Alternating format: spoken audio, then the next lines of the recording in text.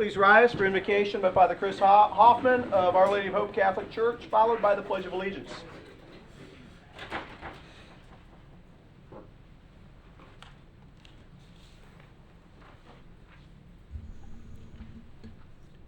Let us pray. God above, you have given us reason and understanding to govern. We know that all true authority comes from you, and each of us is answerable to your sovereignty. We know, too, that freedom comes with responsibility. True freedom is not for evil, but to do good. We ask for your divine assistance to do good this evening. Help us in our deliberations to do your will and strive for fairness and justice for all your people. We know that you have called us to care for others and to be good stewards of all creation. Most importantly, clean water is crucial to living a healthy life. Likewise, to have a healthy body requires a safe place to exercise and strengthen bodies and minds. Tonight, our City Council will work towards making those a reality. Bless their efforts and grant success to their deliberations. We pray that efforts continue to make Port Orange an even better place to enjoy your creation.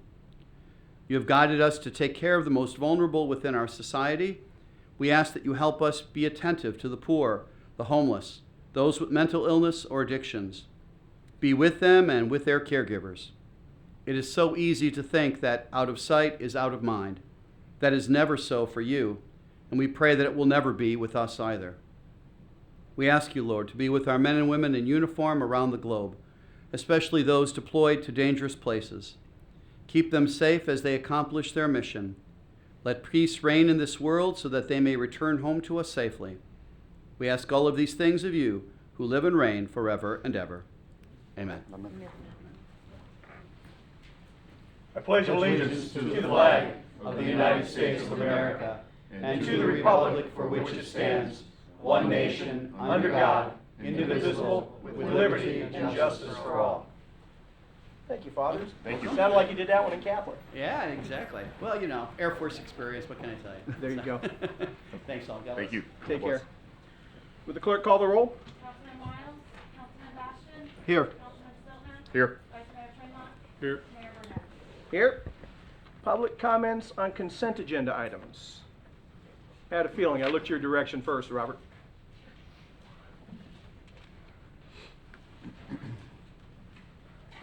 Mayor, council members, I would like to discuss the wrecker service.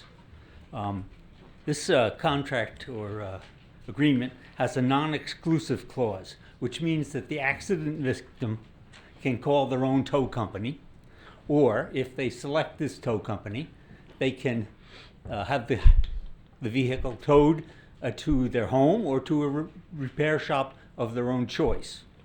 So who would end up with their vehicle being impounded? Well, anybody, a victim who has suffered a severe trauma, who is probably incoherent, incapacitated, and hauled off in an ambulance. The requirement is that to retrieve a vehicle, the owner must show proof of ownership. So if a person's been to the hospital or trying to recuperate, or their loved ones are there trying to, encourage them and worry about them, how many are going to run down to the wrecker to offer proof that they own the thing and to get it out of the hock? So, but I think that someone in the family would probably have enough information that they would probably know enough to call the insurance company. So what I'm proposing is that somehow there's a provision in this agreement where the insurance company, the victim's insurance company, can act as an agent and get that vehicle out of impound and get it to a repair shop or get it scrapped or whatever. I was sort of disappointed that in the previous agreement, there was a requirement that the tow or the wrecker would have to provide information daily of all the vehicles returned. You're getting information on the vehicles picked up but not returned anymore. And you also have a whole bunch of information that you're requiring this record to maintain, data to maintain. But that data is no good if you don't use it, or somebody doesn't use it. And so, I don't know about you, Mr. Mayor, but when we talked about this, about Universal, you had asked for a briefing about how the audits were done and what the results of the audits were. And I'm still waiting. I don't know if they gave you a private briefing or what, but as far as a public briefing, I'm still waiting. So those are my comments. Thank you very much. Thanks, Robert. Anyone else on any of the consent agenda items? Come on up. Bruce Sewell with Universal Towing, Port Orange. And Fred Camping, no longer Universal Towing, Port Orange. Can I maybe speak on his behalf real quick and just say something on what he had to say? Clock's We running, do go ahead. we do provide the city with a audit every month on what we tow and who picks up what, and the chief or the captain's very, very strict with it on how he takes care of it, making sure that everybody's well taken care of and making sure everything's right on that. So, but there is an audit every month that's turned into him. If we're late, he gets really mad. So, Good. yeah. So, I would like to say, I'd just like to say we lost a contract, and I just want to say thank you for letting us serve the city. It was our pleasure to be there for you, and we really enjoyed it. And unfortunately, we couldn't bid as high as everybody else because of our costs went way up, so we had to do what we did. But I just wanted to say thank you for letting us serve the city. Appreciate you. I got a great city and great police department and a great fire department. So thank you very much. I hope you come back to bid All right, the next we time will. it comes up. I thank you. We will, but it's, unless you do get storage, you cannot make it. They have to get the storage because the bid is higher than what we get for the tow. Mhm.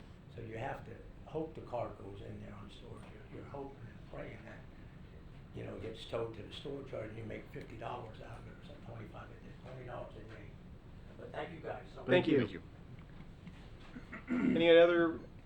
Anyone else on the consent agenda items? There being none, agenda approval. Before you make a motion, I know we needed to pull 12 from the consent agenda, and I would like you to make a motion to add item 28C as a discussion of First Step Shelter in your motion. And if there are any others that anybody else would like. Good. All right, motion to add 28C to the agenda, and to pull 12 from the consent agenda. Motion to approve the rest. Second. We have a motion to approve tonight's agenda, pulling 12 for discussion and adding item 28C as discussion of First Step Shelter. And call the roll. Councilman Bastian. Yes. Councilman Stiltner. Yes. Vice Mayor Tremont. Yes. Mayor Burnett. Yes. We have 4-0 approval of the agenda for tonight. Now I need a motion for approval of the remainder of the consent agenda items. So moved. Second. We have a motion, we have a second, and there's the resolutions there, so we better call the roll. Councilman Bastian. Yes. Councilman Stiltner. Yes. Vice Mayor Tremont. Yes. Mayor Burnett. Yes. That brings us to item 12. Mayor, Margaret? this item has an exhibit that gives you a clearer picture of where the pool equipment is located. That exhibit is still in process. We would ask that you consider this item tonight subject to the city attorney's review and approval of that additional exhibit item that is required. May I have a motion to that effect? So moved. I'll second that. We have a motion second on resolution 19-20, the partial easement vacation. Call the roll. Councilman Bastian. Yes. Councilman Stiltner. Yes. Vice Mayor Tremont. Yes. Mayor Burnett. Yes. 4-0. Thank you. Thank you. Brings us to, okay, item 16 is not, he's not here this evening, so that brings us to citizen participation on agenda. Do I have any? Okay, that brings us down to council comments. Comments and concerns. Start with you, Chase. I have no comments on that, Mr. Mayor. Scott? Drew? I got a couple, they're kind of like housekeeping ones or whatever, but it's something that kind of affects, image-wise. The Nova Road Canal from, where it turns into where it conveys the water all the way north through South Daytona, is in terrible condition. The water's almost invisible. You can't even see the water in probably 85 to 90% of it. It's overgrown weeds. The other day it was coming south on Nova Road, and they had Department of Corrections out there doing some, what I thought was maintenance work, but they were cutting down trees, and they did not remove them. They cut them at the ground level, dropped them in the canal, and left. So I don't know if there's required maintenance on that, but I know hurricane season's coming, and that thing can't be conveying water as good as it could, and that always affects us One when would that. think. Yeah, that always affects us when that canal messes up. We have repercussions in our area because it, comes our way. So I don't know if there, DOT or somebody can look into that, but it is in deplorable condition. Drew, I spoke to Billy Wheeler about that a few months ago. Maybe she could use another phone call. I know she. Yeah, something needs to be, it needs to get looked into. And then the other one that kind of. Hold on a second, Alan, you got that, so that, I don't know whether it's county or state maintenance, but you can get those concerns addressed and report back? Yeah, Yes, sir. It's, and there's trash, dead trees, leaves, it's bad. The other one where I was very disappointed in the condition was at the pavilion. Was walking the grounds out there in and around the pavilion, there's literally trash everywhere. The weeds, there's almost no recognizable grass, it's all weeds and it just looks terrible out there. The retaining wall and the railing, that faces over the lake where everybody takes those fabulous pictures, everybody goes up there and gets pictures, Yeah. full of mold and mildew.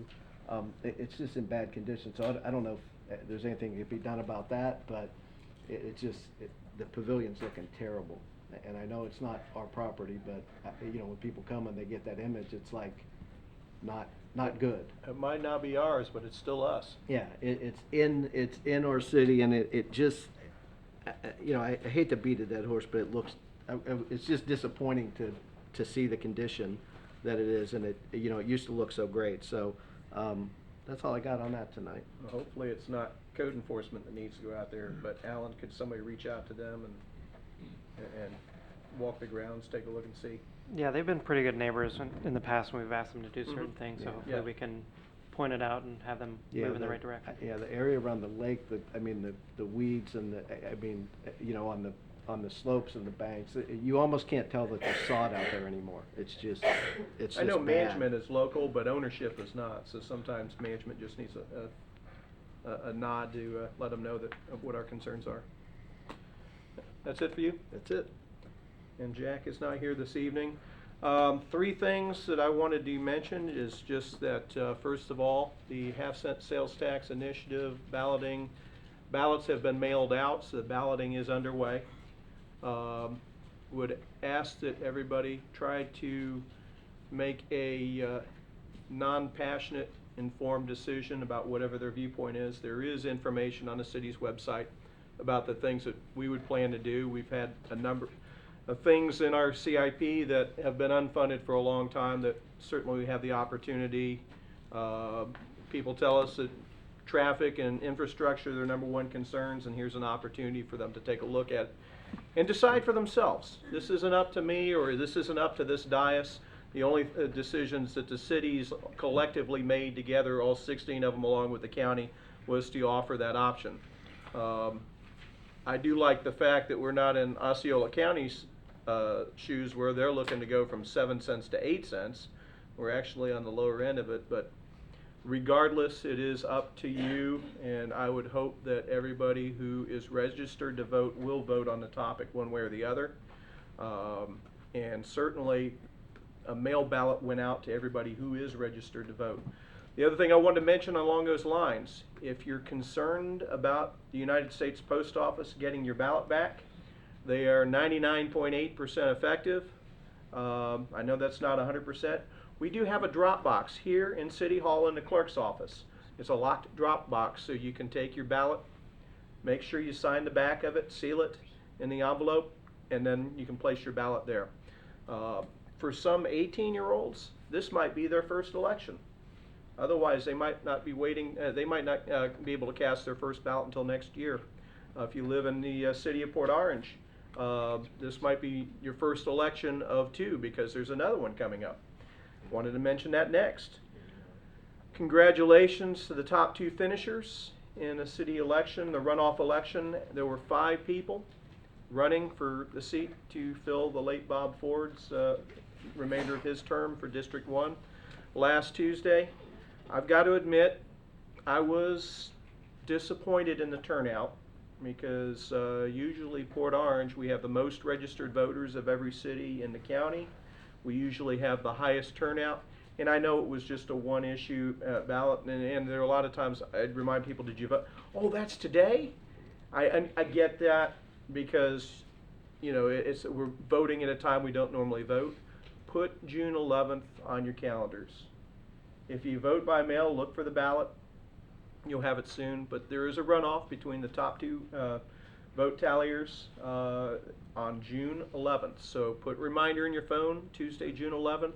The polls will be open, your regular polling places from 7 to 7, or you can vote early at the Supervisor of Elections office in DeLand, or you can request a mail ballot if you reach out to her now.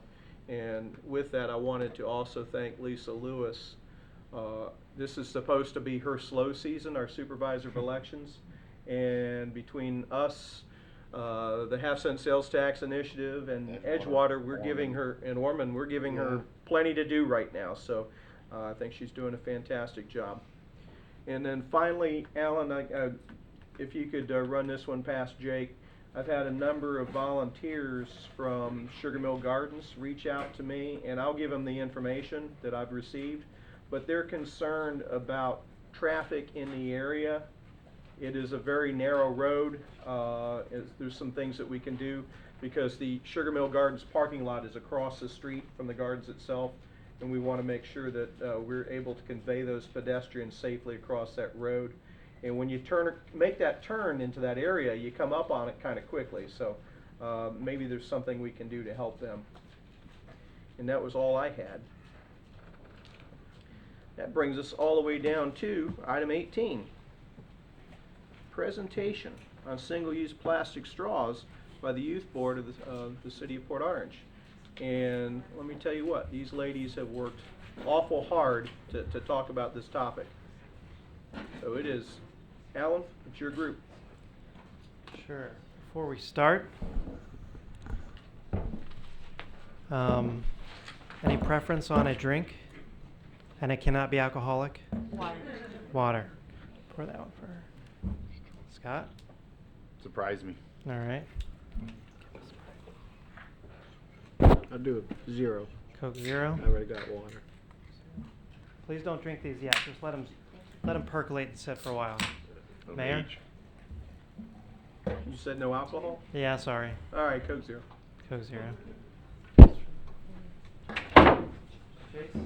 I've already got a straw. I see that. That is bad form, my friend. That is You gotta bad try the form. other straws, Chase. Bad time for that, I guess. I see you have one. You want one of those too? No, You've got already no, 2 up there. fine, that's fine. Here, just. This is for Chase. Jake? Look at you, Drew. Good. I got like 14 straws. Yeah, there's no umbrella straw there though. Yeah, just let them sit for a while. We'll get back to those later. Nice down and everything. Yo ho ho. So as they're handing these out, yeah, Alan Rosen, Assistant City Manager, and just to introduce the students, the topic, we used to have a youth advisory board. We changed it to a youth leadership program this year, and one of the things we wanted them to do was to pick a topic of interest to them, research it, and then present to City Council their findings. So in a minute, I'll let the students introduce themselves, but they're also going to be back here May 22nd for a little graduation ceremony. And they worked extremely hard. They put a lot of work into this. and came up with a PowerPoint presentation mostly on their own. We had one person who did not make it all the way through. I was very tough on them to make sure that they put in the work that I felt necessary to show that they really cared about something. And so I ended up doing the first section of the presentation because that person didn't end up making it all the way through. But so I'll go ahead and let them introduce themselves, what school you go to, what year you are, and then we'll get started. Hi, I'm Emma Dominguez. I'm a junior at Spruce Creek High School. My name is Alyssa Kristen, and I'm a senior at Spruce Creek High School. I'm Amelia Bonjour. I'm a junior at Spruce Creek High School. All right, and here we go. Drew, this one's for you. You've been asking for a PowerPoint for a while. Okay. You can blame it on me. Not from you. All right, so title is Single-Use Plastic Straws, Environmental Impact and Alternatives. We all worked on this, and this first picture up here, just to introduce it, one of the things I was talking to the students about is, we got to bring this close to home. Sometimes we see impacts that happen to people around the world. Unfortunately, based on the human condition, we are sometimes a little impartial to things that go on and don't seem to affect us, even though they most likely do. This is actually a picture of a beach cleanup last July in Miami, where in a 2-block radius, some bartenders in Miami Beach picked up 437 plastic straws. So this does impact us, and we'll see stuff that's even closer to home. So I'm going to hit on the history of plastic straws, how they end up everywhere, and then the students will follow up with the effects on the environment, health, some alternatives, government action around the world, not just in the United States, and also some recommendations that have been updated as recently as about 30 minutes ago. Because the state moves pretty fast. If you don't stop and look around, you may miss it. All right. So the first evidence of actually plastic straws being used was actually 6,000 years ago in Mesopotamia, in northern Iraq. There was some excavations, and they found this imprint of 2 people drinking out of really long straws out of this big vase. And people actually used to drink straws out of these vases for a very specific purpose. Back then, when they made beer, something very near and dear to some of our hearts, the process would leave stuff kind of on top. And so in order to get to the good stuff down at the bottom, you need a long straw to get to the product at the bottom. And so they would use straws made out of hay and other natural materials back then. And then, of course, the picture at the top, that's actually a gold straw. If you were higher in society at that time, that's the first actually known straw that has been excavated, the oldest one, and that was 3000 BC, made out of gold. And they also did make them out of precious metals back then for people that were high in society, and they were actually buried with their straws because it was that important to them. They wanted it to go on with them to the next world. Move on closer to our timeline. Paper straws were actually invented in the United States by Marvin Stone, an inventor, in 1888. And a little bit while later, he invented some that had some paraffin wax around it too to help make it a little more sturdy. In 1937, an inventor named Joseph Friedman invented the flexi straw. So the story goes, and I don't know if it's true, I couldn't find any evidence, but the story goes, he was with his daughter at a soda fountain, and his daughter was having a hard time drinking out of the straight straw. So he took a screw that he had, and he put it in the straw. He took some dental floss, wrapped it around, pulled it tight, pulled the screw out, and he invented the flexi straw. Got a patent for it in 1937. It quickly became really popular with hospitals because it was easier for the infirm people to drink out of a straw that they could flex and lay down and still drink with. So plastic straws we see starting to really hit the market around 1960s. They started to hit the market for a number of reasons. Plastics were actually invented in the late 1880s, but they became really big in the market during World War II. They were used in a lot of World War II products. And then after the World War was over, these companies were looking for ways to put their products in something else. Plastic straws was one of the outcomes of this. At the time, it was better than the paper straws that were on the market. It was cheaper to produce, and so it became everywhere. And then like the 1980s, and that you started to see crazy straws and the straws that go around your head and the fun stuff like that. So this is a study that came out of Europe. It looked at global plastics production starting in 1950. In 1950, the world was producing about 2 million tons of plastic a year. By 2015, the world was producing 322 million tons of plastic a year. It's kind of hard to wrap your head around, but if you add all those numbers up and you add a couple of years to it, since 1950 till about 2017, 2018, the world has produced 8.3 billion metric tons of plastic since 1950. So that kind of, just to wrap your head around it, that equals the same weight as about 1 billion elephants, or about 3.3 times the amount of weight of all the water in the Gulf of Mexico. So think about that as we go through this. This is something that surrounds us, and is actually becoming part of us, literally, not figuratively. You'll find out more about that later. So what does that translate to? Some people will say that plastic straws really aren't the biggest thing that we produce in terms of plastics. That's absolutely true. It's also not the biggest thing that ends up in the ocean. Again, absolutely true. It's only a small percentage. So if you do the numbers and you do the math, you take the information that's in the report, there's about 2,000 tons of plastic straws that end up in our oceans each year. It doesn't seem like a lot, but since a plastic straw is only about a half a gram, that equates to about 4.8 billion straws that enter the marine environment each year. These are different types of products that are made out of plastics. Polypropylene, kind of off to the right, is what straws are made out of. And when you see, when we do a lot of recycling, you see the little symbols there, and you kind of get to know what some of them are. PP with the recycle symbol number 5, that's polypropylene. It also goes into some other plastic products as well. Now, we looked at, is it recyclable? Yeah, it's actually recyclable. But as we've seen lately in the market, it's kind of going the way of everything else. There's no market for it. So what happens is a number of things. And in this instance, we'll see some more in the next slide. If you put this in your bin, or you put something that's polypropylene in your bin, there's lots of stuff that's polypropylene, not just straws, and it goes to the recycling facility. We have to keep the stuff that we send out between less than 5 or 6% contamination. And even though this is recyclable, it's considered a contaminant because we can't sell it. So if there's a big bale of plastics that's 1 and 2 that we can recycle and sell easily, but it's got 5 or 6% plastic straws in it, they have to throw the whole thing out because they can't sell it. So it's not, there's no market for it, it's cheaper to produce, and therefore it's not recyclable at this time. Other ways it kind of gets into our environment. So if you can't recycle it, what happens? As we see, you drive up and down 95 still today between here and Miami. I guarantee if you watch closely enough, you'll see somebody throwing something out of their window. Even though there are laws against it, it still happens. You walk on the beach, you see plastics, you see trash, people put it out all the time. Other well-meaning people, maybe they try to throw something in the wastebasket, they miss, it goes into the stormwater drains. Some people put their trash out or their recycling bin out, especially in Florida during the winter. There may be a storm that comes by, blows some stuff out. Again, it ends up in the storm drain. Well-meaning people don't mean to do it, it happens anyway.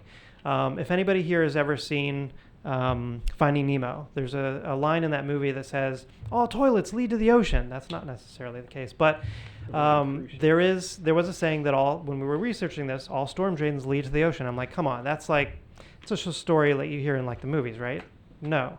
So I talked to people that are in this industry, including people that work for us, and I asked them, I said, what if you're in Minnesota, Minneapolis, you throw something in a storm drain, does that end in the ocean? The answer is actually yes, that does end up in the ocean. That water will end up in the ocean because it will travel down the Mississippi River and go to Louisiana and go out into the Gulf of Mexico. It may get caught by some traps, but some things are so small they don't get caught in those traps, and they either end up in the Mississippi River, in other bodies of water, or in the ocean. So when they're in the ocean, what happens? So they end up in most of them end up in the plastic gyres. A lot of them end up on the beaches. Gyres are basically vortexes. Basically, it's created by the world's, what are they called? Yeah, thank you, currents. And they kind of get trapped in these areas in our oceans. And people kind of think about it, when you've heard about these things, as big plastic floating trash heaps in the ocean. It's actually not generally the case. So some people kind of think to the right, that's what the gyres kind of look like. You sail along, and for miles and miles and miles, you hear that there are these places that are twice the size of Texas or California. It is true, that's where most of it exists, but most of it really exists kind of like on the image to the left. It spans the whole water column, so it doesn't really float on top a lot of it. You'll still find stuff, and people do when they go out there, but most of it floats all the way from the top to the bottom of the ocean. And then, obviously, as you can see here, it kind of impedes on the local population. And we'll find out about some studies in a minute that the students have seen, but just to bring it a little closer to home, this is plastic debris on the shore of Cocoa Beach. And the Ocean Conservancy funds an ocean cleanup every year. In 2018, Volusia County partook in that, and there may be some people in the room that actually helped out as well. Last year, there were 55,000 items that were found by volunteers here in Volusia County. The number 5 item was plastic straws and stirrers. If you add up all the plastic items all together, it was number 2 behind cigarette butts. And if you look at the worldwide cleanup from 2017, there were 643,000 straws found by volunteers from about 25 countries. So that doesn't nearly span all the beaches in the world. It's only a very small footprint. And you can think about that. Think about the fact that if 4.8 billion straws end up in our marine environment each year, cleanup is not the only thing that's going to help the issue, because we can only get to so many once they're out there. So at this point, I'm going to turn it over to Alyssa Christian, who can talk about the effects of straws in the environment. Hi, so yes, again, I'm Alyssa Christian, and I'm going to talk about the effects of plastic straws in the environment. So this is a picture from Juno Beach, and there was a study performed by the UGA New Materials, and about 100 turtles were in need of rehabilitation. About 50% of these turtles died in rehabilitation most likely due to the fact of the ingestion of plastic, because 100% of the turtles examined did pass for having ingested plastic.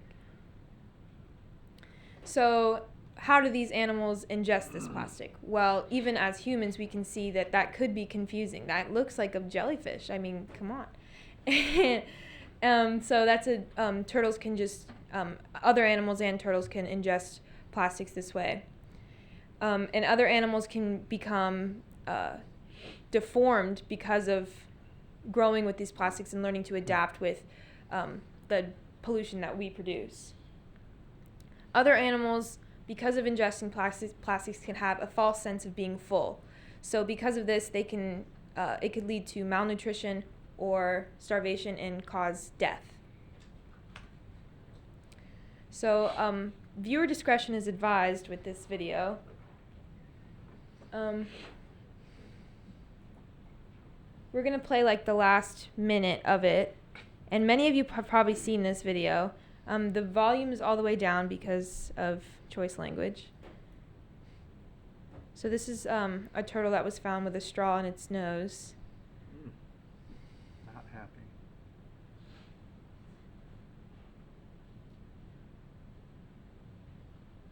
Looks like the turtle's the one using the choice language.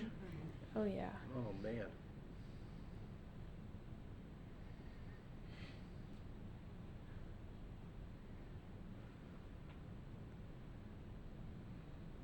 Did you get it? Oh yeah, this video is about almost 8 minutes long. So it took about 8 minutes for them to do that on camera. So.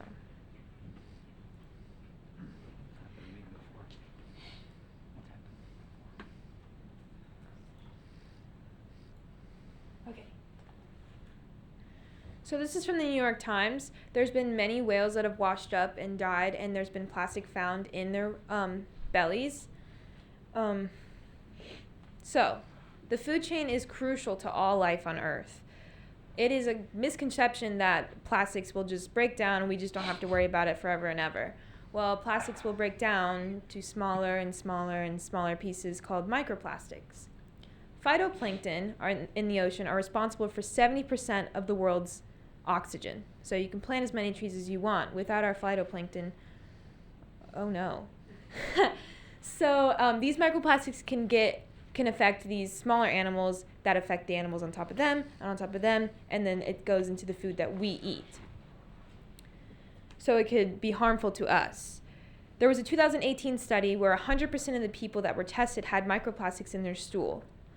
Other ways that the plastic can affect us is, plastic straws to be specific, is wrinkle lines. You know, the smokers that have the wrinkle lines right there?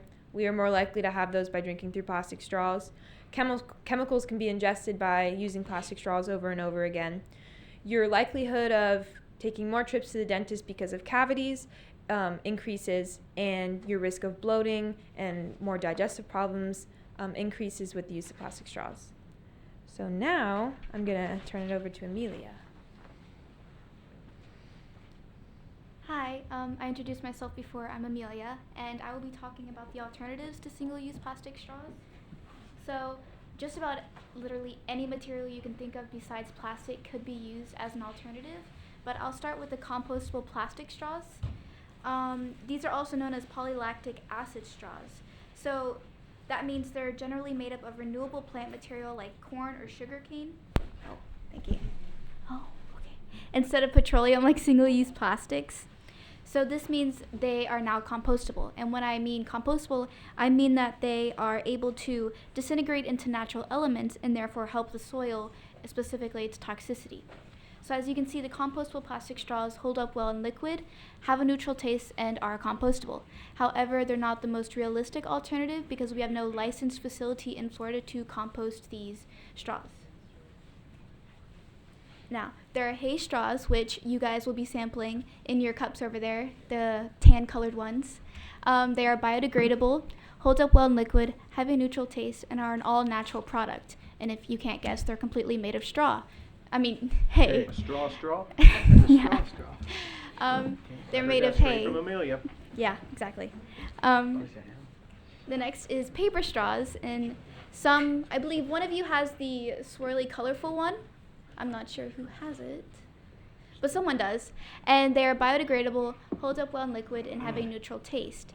So the more colorful ones bring a sense of nostalgia, specifically those who grew up in the 1960s, as Mr. Rosen mentioned beforehand. So restaurants have found that they're much more popular than you would otherwise think than, say, a plastic straw, because people look at it and think it's really cool. Another alternative is glass straws. So since they cost much more to produce, just a single glass straw, I would personally recommend that you use them for your own personal use as opposed to a restaurant using it. Some people have found that you can put simple designs on it. And for those of you who might believe that it may chip in your mouth if you use it, I found some research that they have a thicker coat of plastic on the rim of it to dissuade that from happening. Now, silicone straws are one of my favorite ones because they're much more colorful and you can get them just about anywhere. And they come in the curved style or just a straight straw. They are reusable and washable, specifically for families who want to use them and put them in their dishwashers. They've been known to work really well with those. And then there's bamboo straws, which, as you could probably guess, are completely natural and much better for the environment. They are compostable and biodegradable, which is one of the reasons why it's so eco-friendly as opposed to single-use plastic straws. So metal straws are the most expensive alternative because they're made of metal. Some companies like Funky Pelican in Flagler Beach has begun toying with the idea of selling these metal straws with their logos on it in order to raise revenue for their company, and they have gotten a lot of positive feedback from that. And my last alternative would be having cups that don't require straws in the first place. As many of you know, Starbucks has begun phasing out straws completely, and it is a common misconception that it would produce more plastic in total by the lid of it. However, it is made of a different kind of plastic, so it is much more recyclable than the cup itself. So this is a diagram of kind of the cost per bulk for all of the alternatives that I mentioned. As you can see, the single-use plastic straws are the cheapest. However, the alternatives aren't much higher than those that are. So if a restaurant were wanting to buy these in bulk, they could easily offset those prices by adding a few cents to a meal per se, and the general public probably wouldn't notice, while having a very positive impact on the environment. Now, 2 cents is generally the difference between any alternative and a single-use plastic straw. So if you think of all the positive aspects that these will have for the environment, when it's just a measly 2 cents, how hard can it be to just switch from one type of plastic to one type of straw to another? And here's Emma's. Hello again. So I'm Emma Dominguez, and I'll be covering governmental action both nationally and internationally. So first, I'm going to talk about some common enforcement methods used by state and local governments and international governments. So we have the least stringent, and usually the least stringent options are the least impactful. The first one is self-governance. Self-governance is where it's up to the businesses and companies to regulate themselves on their use of single-use plastics and single-use plastic straws. We then have leading by example, which is where governments enact regulations on city property and at city events to help encourage the rest of the community to take from their example and work towards reducing their plastic usage as well. Then we have some businesses that provide straws upon request only. So if a customer needs a straw, they will ask for one, but they won't be just given out to everybody. We then have banning single-use plastic straws as a total. This is good and usually one of the most effective options for people looking to reduce their single-use plastic straw usage. And then the most stringent and the most impactful option would be to ban single-use plastic straws and then to provide alternatives only upon request. So it's kind of a combination of the last two. You provide the alternatives if a customer asks for it, like one of the ones Amelia mentioned before. So these are some examples of companies that have taken steps towards reducing their single-use plastic straw usage. So first we have Starbucks, as Amelia mentioned. They have eliminated plastic straws completely and are using sippy cup type lids for their drinks. We then have the Mellow Mushroom, who provides paper straws to their customers, and Tomoka Brewing Company, who is a local restaurant in Port Orange, and they currently provide both paper straws and PLA plastic straws to their customers. PLA plastic straws are made of a plant-based plastic that is compostable, but like Amelia mentioned before, these plastics can only be composted in licensed facilities that can meet the requirements needed to compost these straws. And we actually were given the opportunity to speak to the owner of one of the owners of Tomoka Brewing Company, and we informed them that PLA plastics are not compostable in Florida due to the lack of facilities, and they were really interested to hear this, and they informed us that they were willing to make these environmentally friendly decisions even though it would cost them a little more.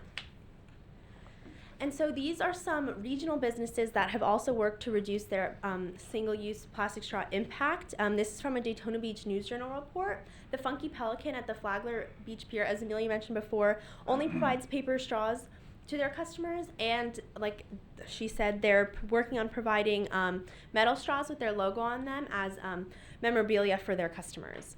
Third Wave Cafe and Wine Bar in New Smyrna Beach also is a restaurant that uses hay straws and corn straws for their drinks, and also uses compostable paper cups for their to-go items. And then you have Frapp's Italian Grill in Ormond, and they also use paper straws. And these are some international businesses that have also taken steps towards reducing their single-use plastic straw usage.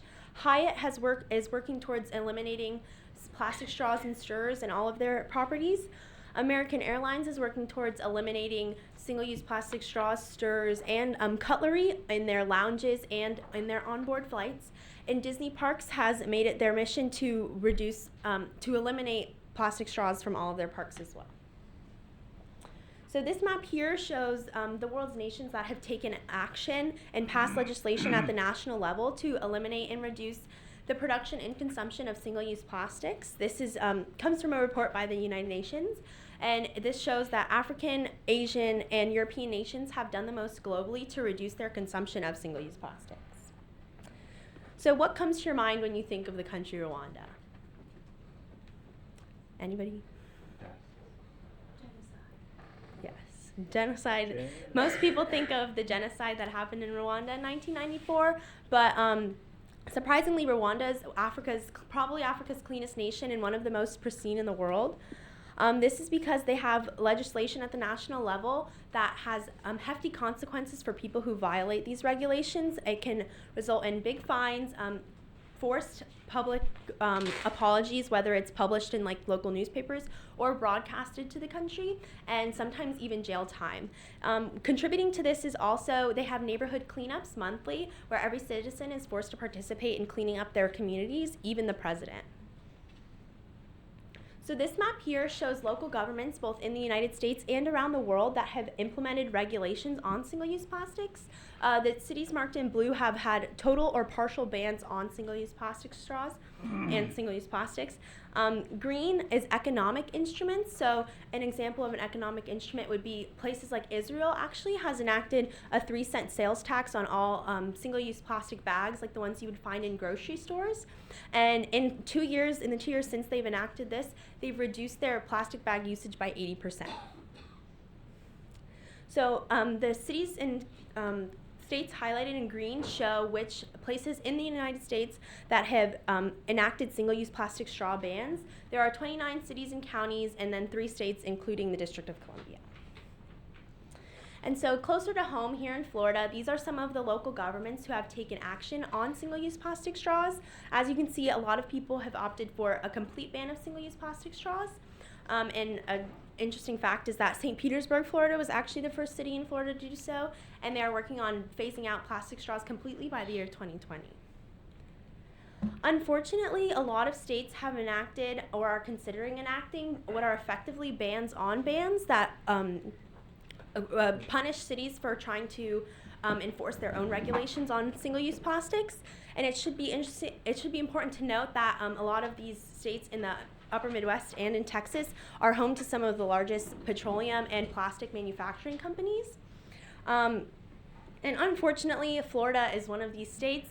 Recently, as of a couple days ago, House Bill 771 passed in both the House and the Senate, and it's on its way to Governor DeSantis' desk, which places this ban on bans for the state of Florida. So it would we had a long list of recommendations for the council, but due to the passing of this bill, we had to alter it some. So, Altered it a lot. yeah. And it should be interesting to note, though, that Florida has established a recycling goal of diverting 75% of their municipal solid waste by the year 2020, and there is no teeth to this legislation. So it's interesting to point out that this ban on bans would punish cities for trying to regulate their recycling.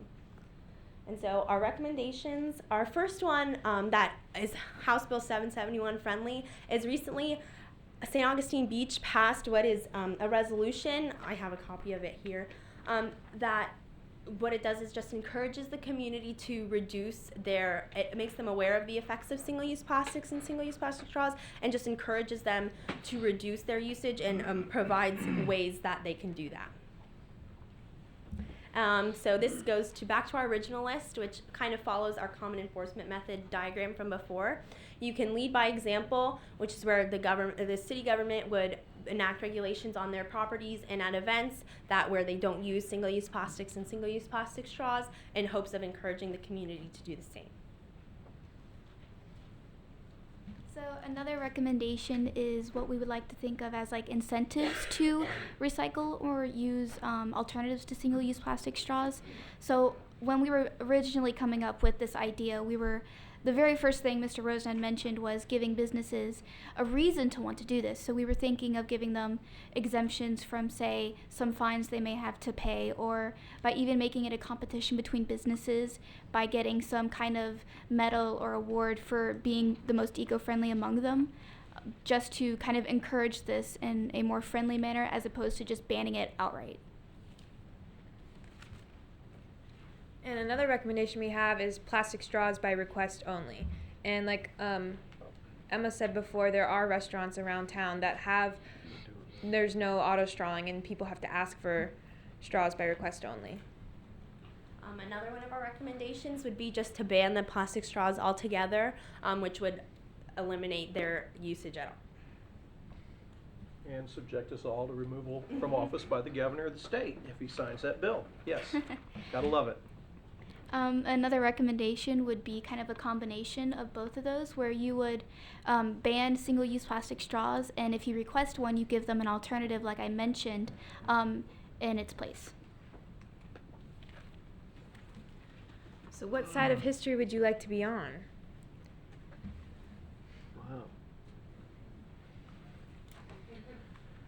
All right, council, I'm sure that you have dozens and dozens and dozens of questions to ask these young ladies. Yeah. Let's start with that, and then we'll get some public input. Before we do that, I just do want to say, again, they put a lot of work into this, and I helped kind of edit it for them, but I have to tell you, and you can ask them too, this stuff is moving so fast literally I would update a section and I would get a call from somebody else saying, hey, I know you're doing this report. Did you hear about this? And it's people are doing things so fast in the community in Florida and across the world, we really literally could not keep up. There was updates to this every day. And in addition, I would like to thank Rhino Straws, Aardvark Straws, and Hay Straws for, we contacted them, let them know we were doing this, and they were nice enough to provide us the samples, which you'll get to try in a minute, but hold off another couple of minutes for that. And we do have a representative here who would like to speak during public comment from one of those companies as well that came up from South Florida. But to you. Scott? First of all, well done, and thank you very much for a very thorough presentation. You don't leave a whole lot for questions when you cover it that well, so that's to your credit. It's prideful to see folks like yourselves and the youth of the community stand before a body like this and present this information in the way you have done it so professionally and so thoroughly. It's something you guys should definitely take pride in, and I congratulate you on doing that. The only real comment I want to make is I'm not sure which of the three, because you guys were kind of shuffling around there and got a little confused, but the only comment I want to make is one of you had indicated, how do you get businesses to want to do this? You got to give them a reason. I would challenge you to say you are the reason. You are the reason.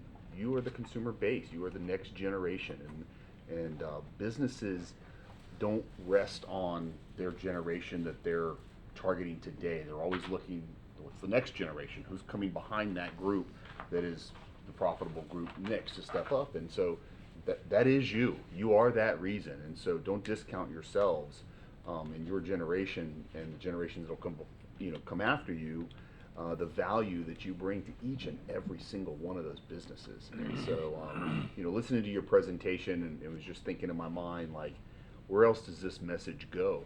And I think this is an excellent presentation to take to the Chamber of Commerce groups around Volusia County, to take to your restaurant groups, and really provide this insight and direction to them, and then allow the consumers like yourselves to be that reason and be that catalyst that really moves something like this. And so, again, I applaud you.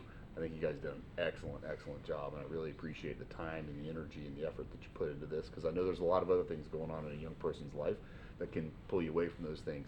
To Alan's comment, I agree. This is a fast-moving topic.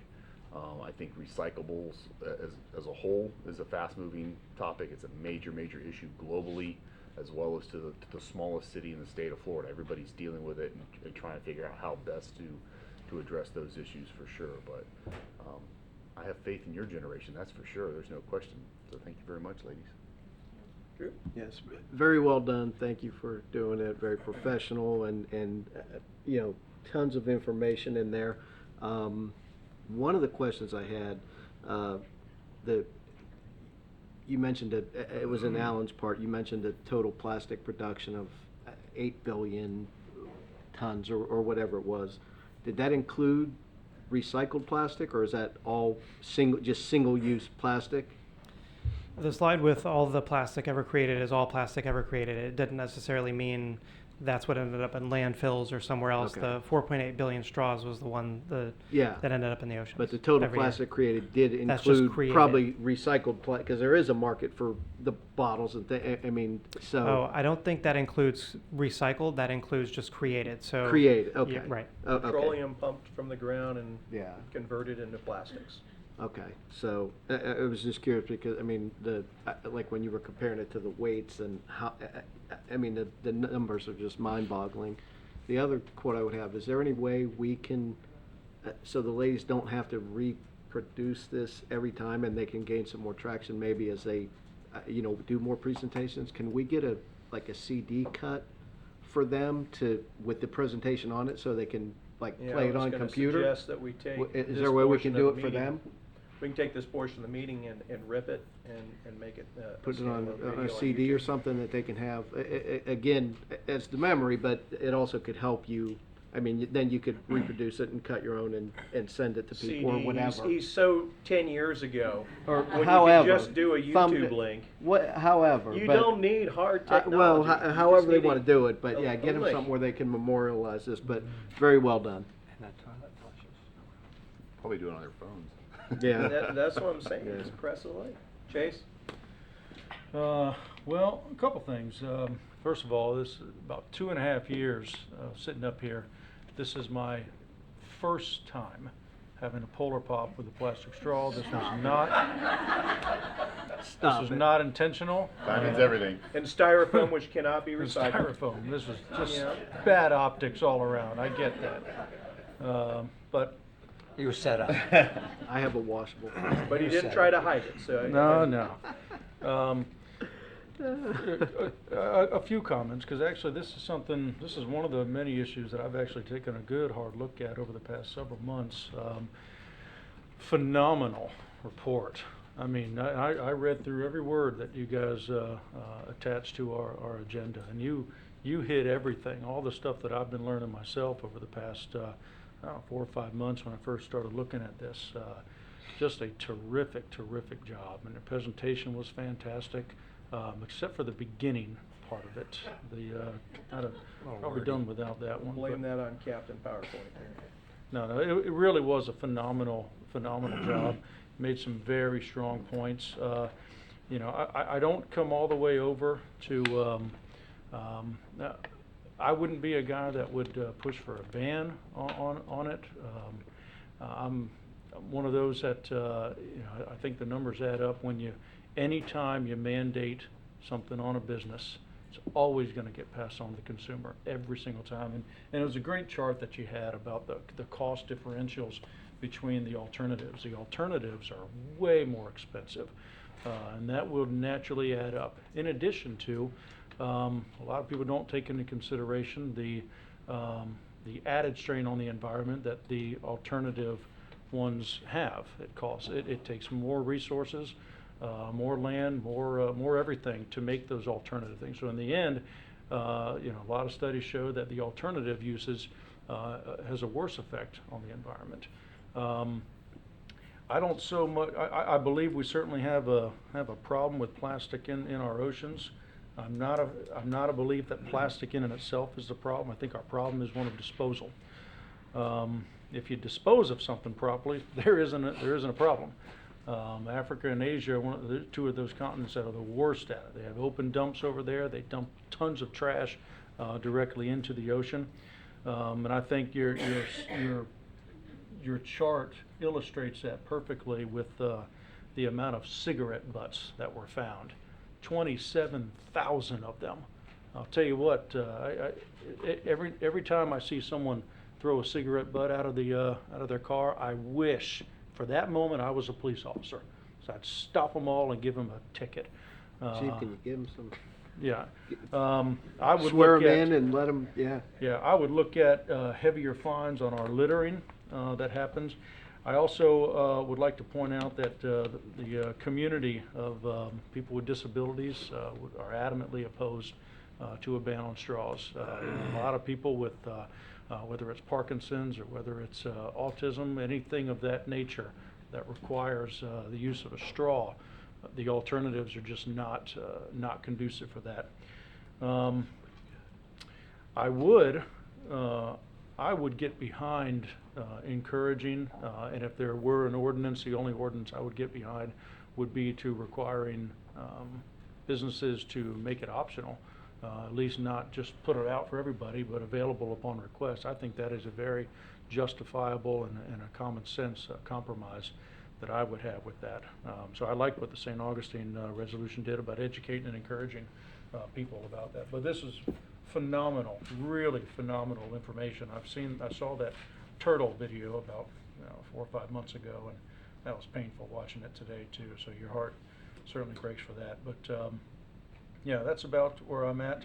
I'd also point out Starbucks. I know they're kind of putting the lead on that, but I'd also point out that their new nitro lids actually have more plastic in those than the current straws and lids that they use now. So there's not always a better option when they ban one thing. Sometimes you got to look at the fine print. But your presentation was phenomenal, really, really good. I can't say enough about it. So those are my comments, Mayor. Is that all? That's it. Okay.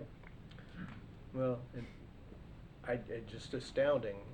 How do we get so much plastic in our oceans? It's just astounding that we could let that happen. And I will make an admission, a confession. We have reusable metal and plastic straws in my house. And if it wasn't for my environmentally conscious sons, that probably would not be the case. So that speaks to an awareness that I think your generation has. And I appreciate the fact that all three of you are here to talk to this topic. And Chase's point, whether we enact a ban, which we can't do now anyway, or whether we're simply talking about a topic and raising public awareness, if everybody did a little bit, then we wouldn't need to do an awful lot. If everybody did just a little bit to make a difference. And that's what it starts with, is individual behaviors and the like. I agree with you. I hate it when I'm sitting at Dunlawton and Nova and somebody thinks that intersection is nothing more than an ashtray. It happens all the time. That's a perfect example of behaviors. What do we need to do to get people to change their behaviors? Sometimes in enforcement, we can get behaviors to change for a period of time, and when the enforcement moves on to do something else, those behaviors return. I think if people knew the reasons why and thought about the reasons why we do the things and want them to do the things they do, I think that is more convincing argument to make permanent change in the behaviors. I'm hoping that we can rip the video here so that it can be used. You make a YouTube link so it can be clicked on. You guys can share it, we can share it, and the like. I would encourage that all of our businesses, our restaurants that operate in the area, and some of them already are, offer paper straws. Some of them offer paper straws I'm not very much a fond of, but there again, sometimes it helps to, I'm not much of a straw person anyway. I'd rather drink out of a glass, but that's my own personal preference. If I'm driving, I'm using a straw. I mean, there's a certain point of practicality, but these are the things that people just need to think a little bit more in your behaviors. Are we recycling? Are we disposing properly? Are there things that we can do to lessen the usage of the things that are recyclable? And I got to admit that you chose the right video when it came to seeing that turtle there and watching him. If that turtle was the one with the choice words that you wanted to bleep out, it wouldn't have surprised me one bit, because that hurt to watch. It really did. With that, Jake, before we go to the public, I wanted to, you wanted to add something? Yes, sir. The city will take a look at getting rid of single-use plastics by the end of next year, and that'll be for consumables, obviously. You might see a little price increase. I don't think you'll notice it in the budget.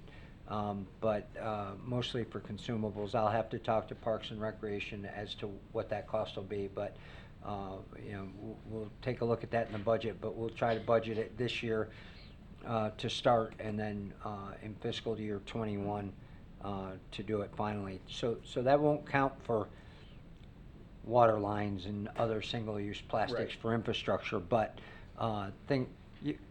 after we're done with this package of plastic straws in the city manager's office, we won't be using them to stir our coffee anymore, all right? So we'll take a look at what Parks and, well, I'll do what Lynn does, just keep the spoon handy.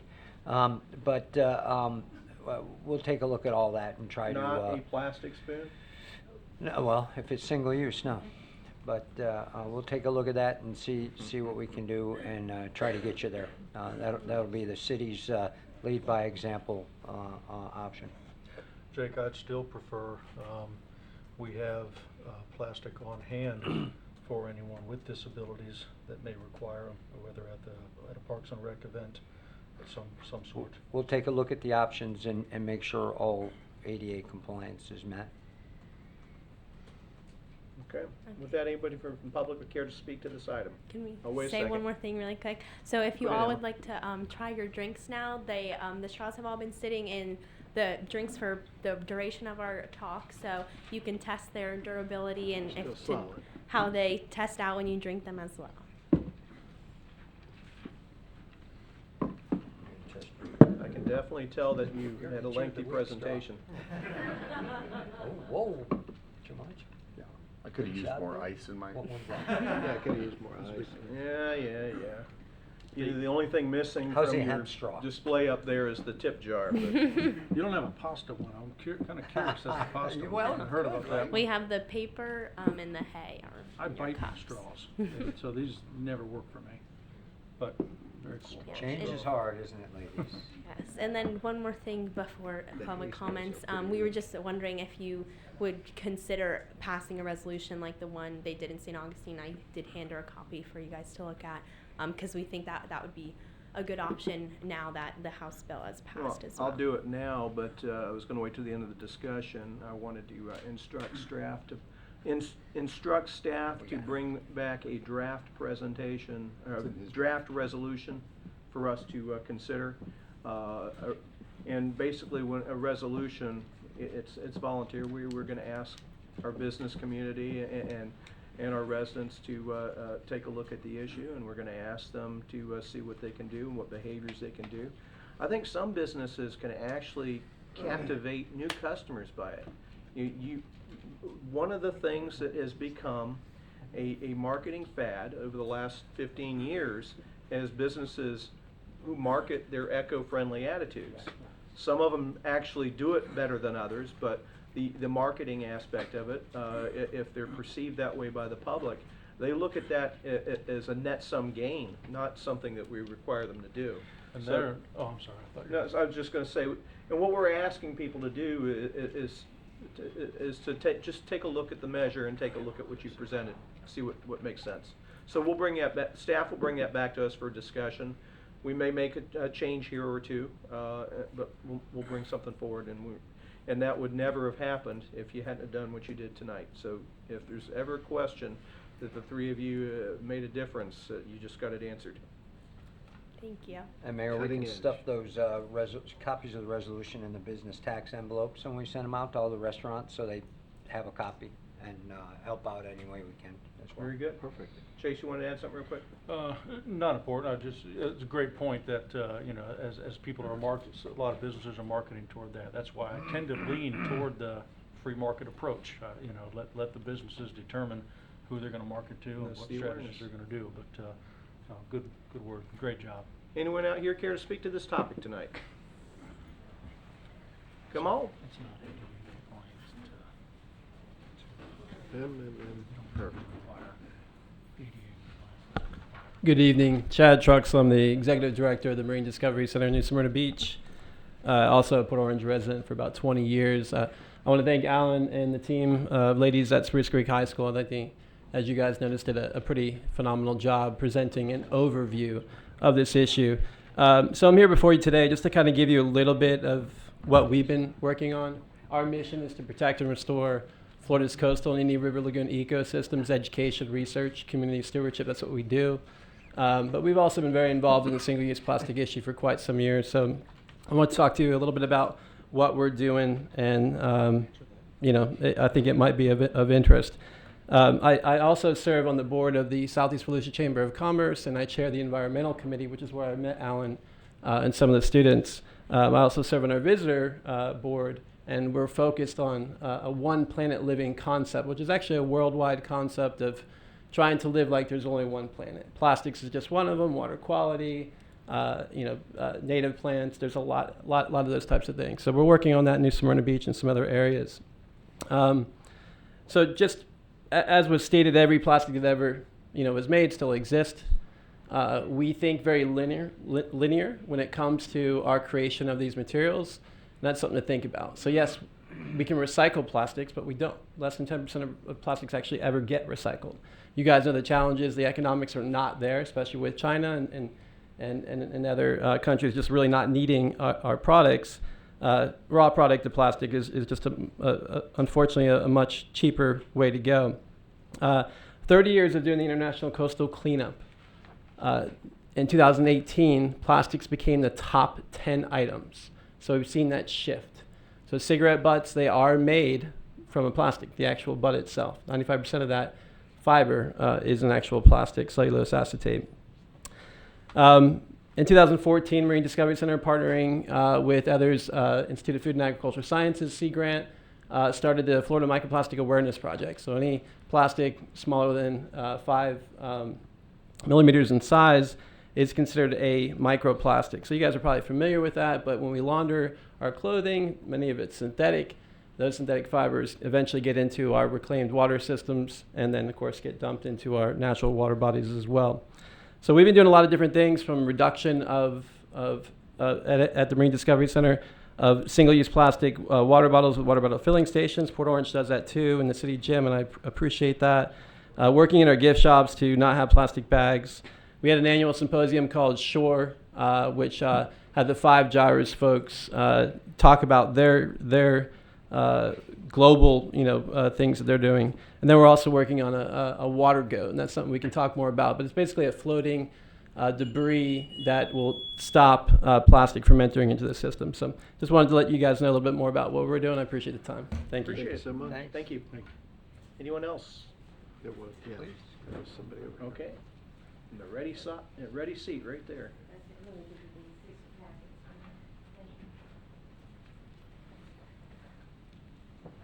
Hi, I'm Lark Shields, and I'm a citizen activist and a team leader of Dream Green Volusia. We encompass a team of environmental and civic groups, mostly in East Volusia, that came together to work on one project that we felt would make a significant impact on our community. The idea was unanimous to work on the reduction of single-use plastics, specifically straws, bags, and styrofoam. Dream Green Volusia's plan is to get the public involved, not only through education, but through calls to action. What happens when something that starts off as a good thing ends up destroying our very own oceans, wildlife, and health? Then it's time to stop, take a breath, step back, and change what we are doing. There's no doubt plastic has changed our lives with more convenience. You can't go anywhere anymore without seeing plastic everywhere, keeping our food fresher, our containers lighter, etc. However, this single-use plastic comes at a dear cost to our health and well-being. The mere evidence that we live near the ocean, and it is now a fact that microplastic has been found in all the water around the globe, should give us all pause to rethink what we are doing, not only to our marine life, but to our own health. Recent studies have found microplastic in human excrement and in the air we breathe. Toxins attached to the microplastic that is found in the phytoplankton that the fish eat, and then finally we eat the fish. Do we really need years of study to study the effects of plastic on our health? Does anyone in this room really think eating and breathing plastic or the toxins attached to the plastic is good for us? The recent ban on the straw by our Florida legislature is touted as protecting businesses and the disabled. The argument seems to be that there aren't enough biodegradable straw suppliers to meet the supply of the businesses.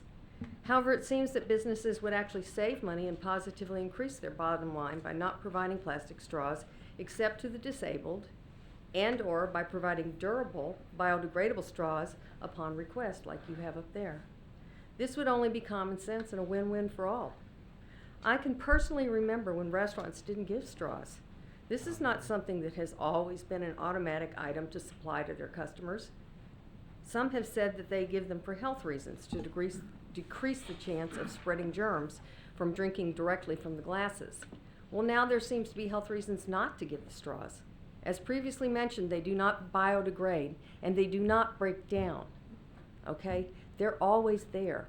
So when you said that you felt like, that we could just do it another way, they're always there. They're not going away. They only break up and remain as microplastic that pollutes our environment and ultimately our health. Another alternative would be for customers that wish to bring their own straws. Finally, I would really like to commend the students from Spruce Creek for the report.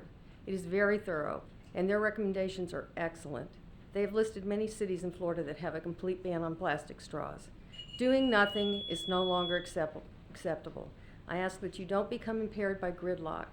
In order for things to change, it will take all of us in this room to spread the word and demand that change comes. You almost done? Yes, I Okay. hope all of you will agree that it's time If to we're ban gonna the hear straw. any more, I need council to say that it's okay, because your time is up. Okay, I got like 2 more sentences. Okay, thank you. I'm okay with letting her. Consensus is, Yeah. Thank you. okay. To ban the straw and reduce single-use plastic in our daily lives for the health and well-being of our environment and future for all wildlife and humans. Once again, thank you for allowing me to speak on this important topic, and please check out Dream Green Volusia's Facebook page and take the pledge to stop or reduce your usage of single-use plastic. And I thank bet you when you rehearsed it, it was 3 minutes. It was. Thank you. Thank you. We got one more? Come on.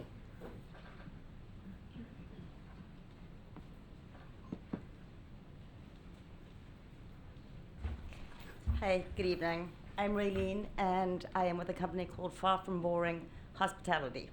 Try to think up to that every day. And we have Rhino paper straws. Amazing, amazing job. And I do this all day long. I visit restaurants and talk to people, hotels, yachts, all day long. And every single day I'm educating, I'm answering questions, but every single day I'm learning. And you guys taught me a lot. So you've thrown off my speech a little bit.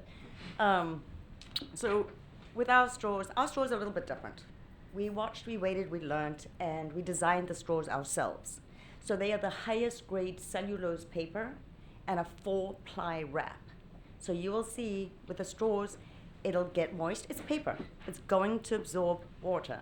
But I have straws on my desk that have been there for 2 weeks. And they haven't mushed, they haven't unwrapped, they haven't dissolved. They're a little soft, but you can still suck out of it. You don't have to ask for another one, because you know what I'm talking about when you're sucking out that straw and there's nothing coming out. So our straws, I'm so proud to tell you, don't do that. Very important, they're gluten-free. There are companies who use gluten in the binding. Why? Couldn't tell you. Ours is a rice binding. Another thing that we do is that for every single case that is supplied to a customer, we plant a tree in a deforested nation because we want to give back.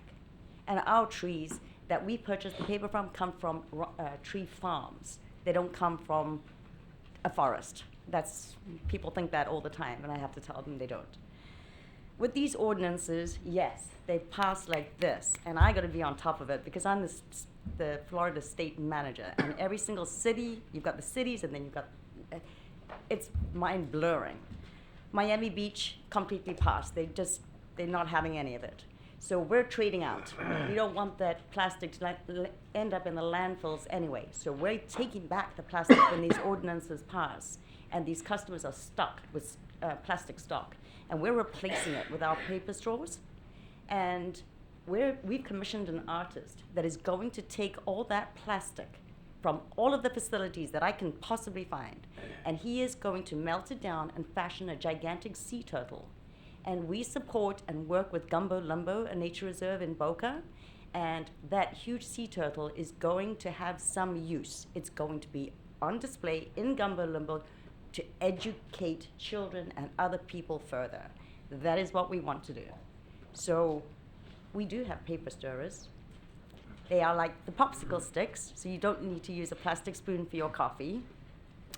And we will work. I'm working with the community tomorrow. Dunkin' Donuts. That's scary. I'm good. Council, continue? Sure. Thank you. Wrap it up best you can. I will do. Some of my great moments, it was when Dunkin' Donuts tested us against a whole variety of product out there. They came over to us, and that was a great moment.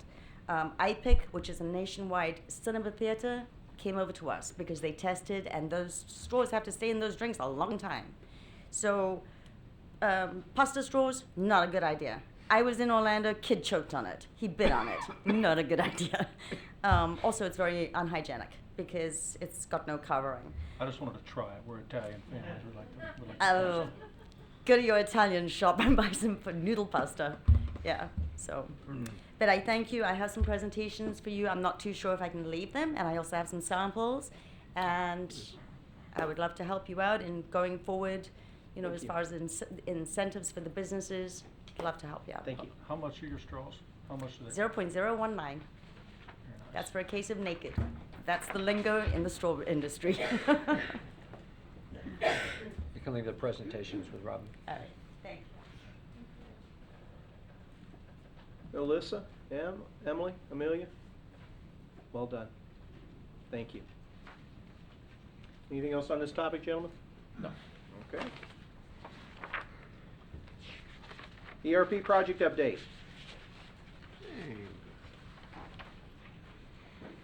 She's hiding in the back corner. Hello. So I'm Jane Davis, as you know, but just in case anyone else, world famous, right? And I'm the ERP project manager. ERP, for the benefit of those who don't know, is Enterprise Resource Planning. Robin, do you have that? Okay. And so what that means for the city is really we're underway with the project to replace their HR, finance, and payroll system. So it didn't seem like that long ago we were up here talking about starting this project, and now we're 4 months into it. And we have about 6 months left, so, oh, hang on, why can't I see that? I'm always so impatient. It's coming. So I don't know how well you can see that, but here's the project timeline. There's a little green square at the top that says today, so that shows where we are. We've got through the plan stage and the architect stage. I know that probably doesn't mean too much to anyone, but we're now in the configuration and prototype stage where they're actually building the software out to the city specifications. So the big thing really is the amount of effort that everybody's put in. We have 23 project teams across the HR, payroll, finance, and IT. And they are putting in an incredible amount of work. And it's impressive, especially on something like the data conversion, because that's one of the most difficult parts of any of these projects. And we are pulling very clean data and actually above the average percentage what they expect at this point in time. So we've met all the milestones and timelines. Nothing is slipped. We're on budget, so there's no overruns or anything like that. We're making adjustments as we go.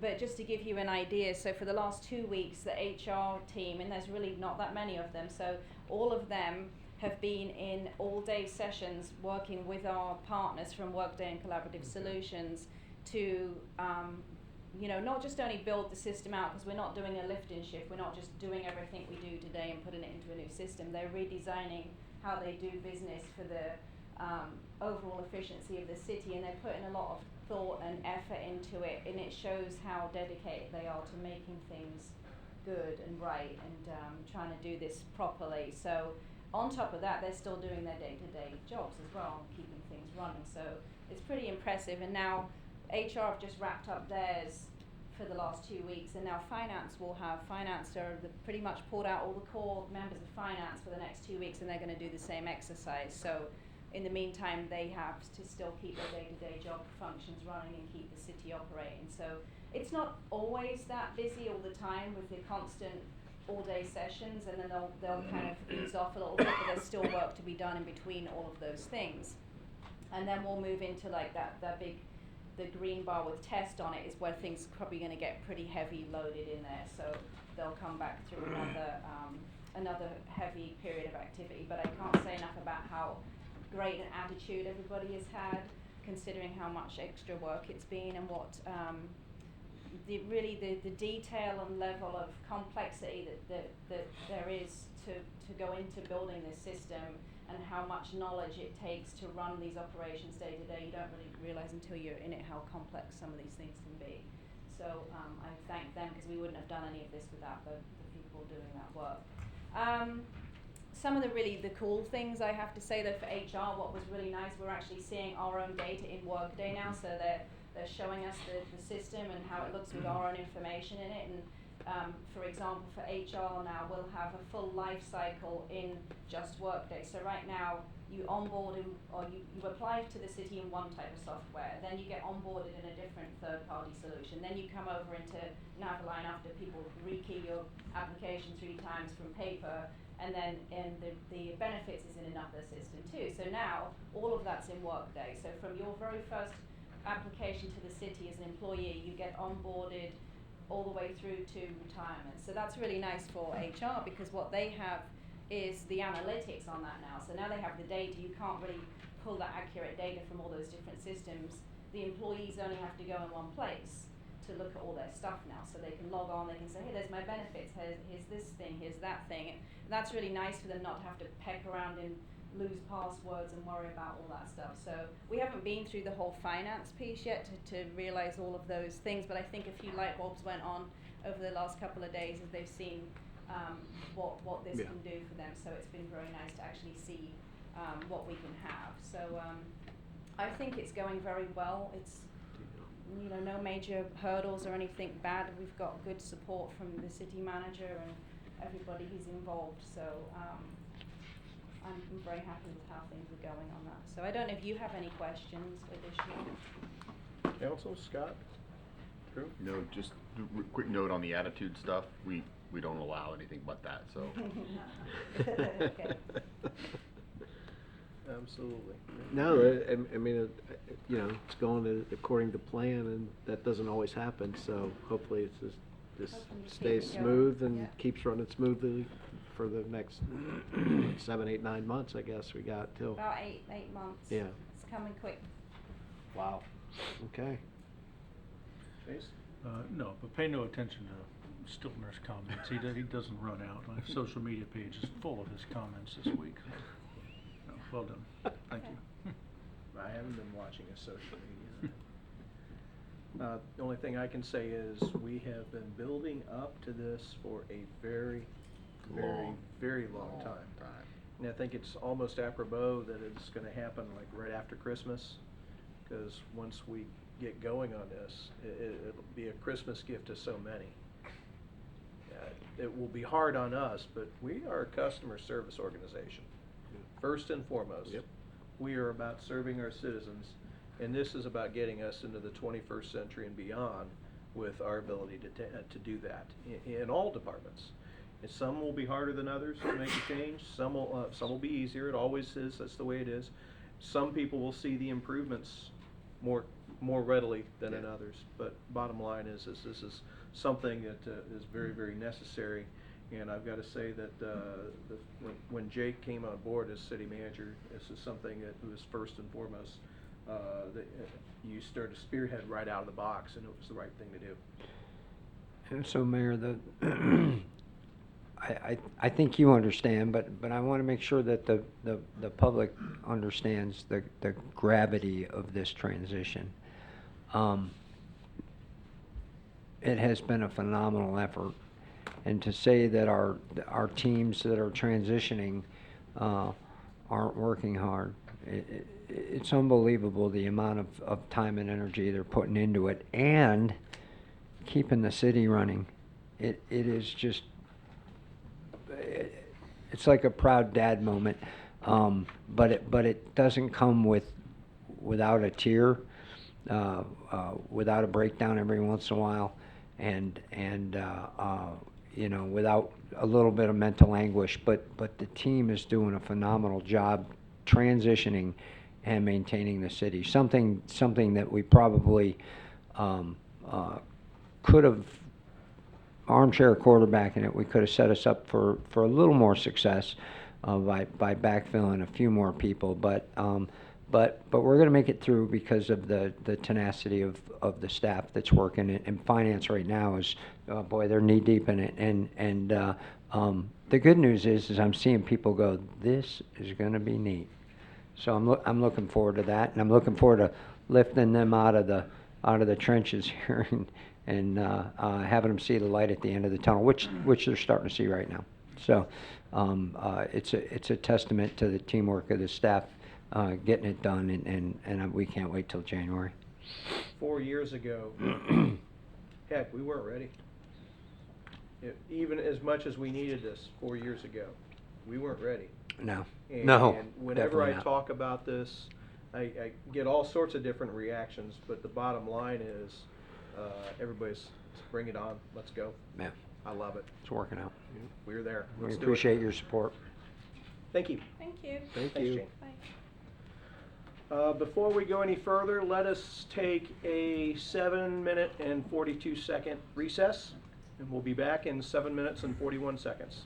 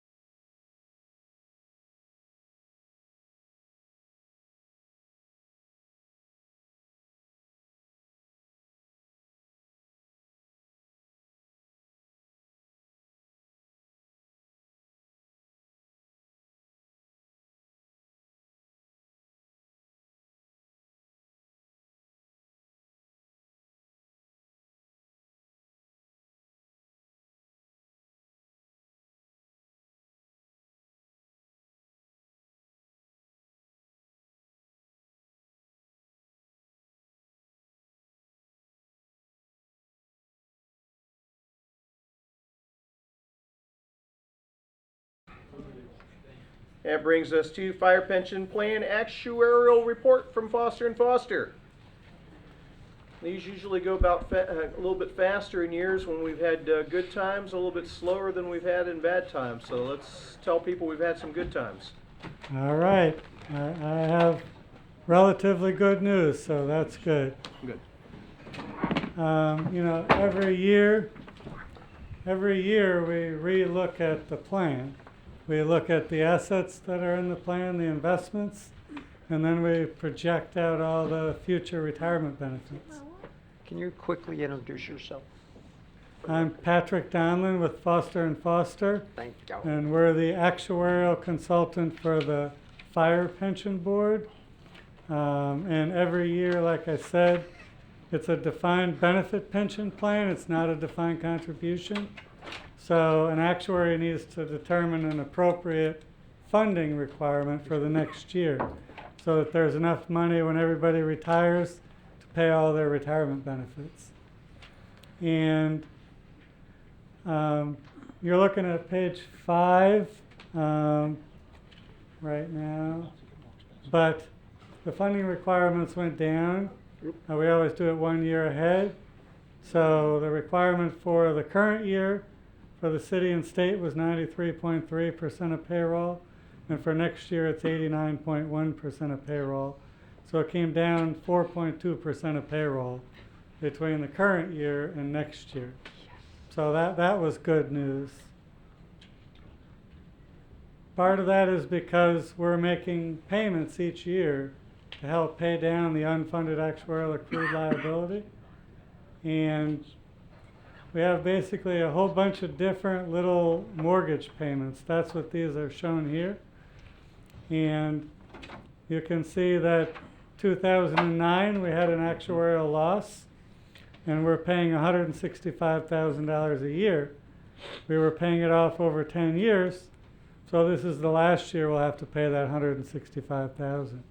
So next year the funding requirements will come down again, likely. Then on the investment side,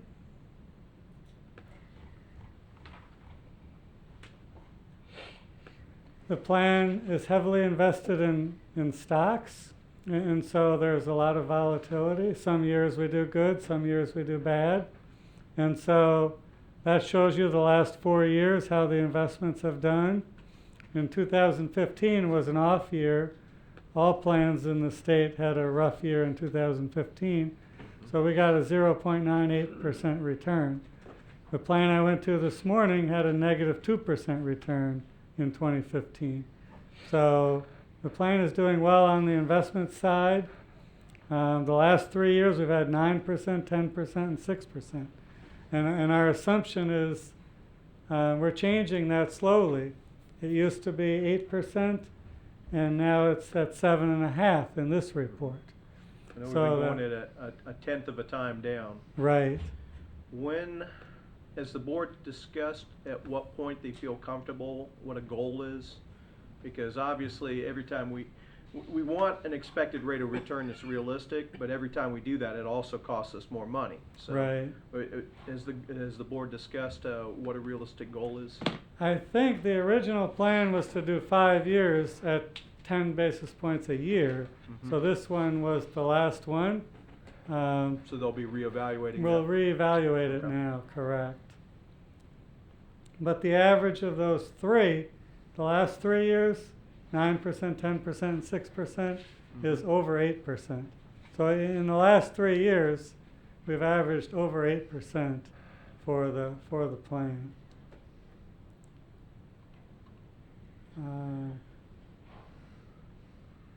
Let's see.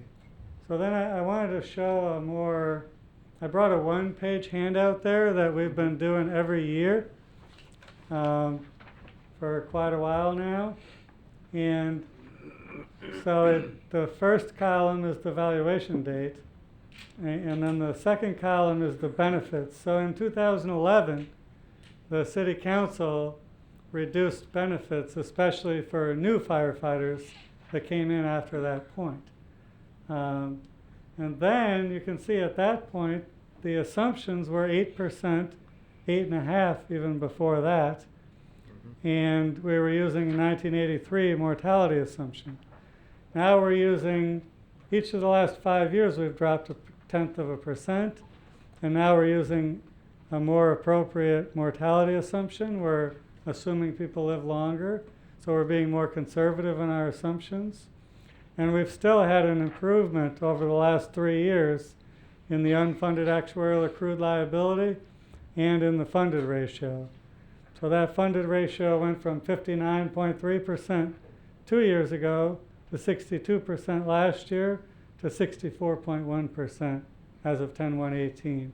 So I do have good news. I mean, we're not there yet, but that's why those contributions on page 5 were relatively large, because we're making a payment each year to pay that down and improve our funded status. So those were kind of the quick highlights I wanted to go over, but I'd be happy to answer any questions anyone has. Okay. Anything? No questions. That's great presentation. I appreciate it, as always. Well spoken, Chase. Drew, go ahead. Patrick, I appreciate it.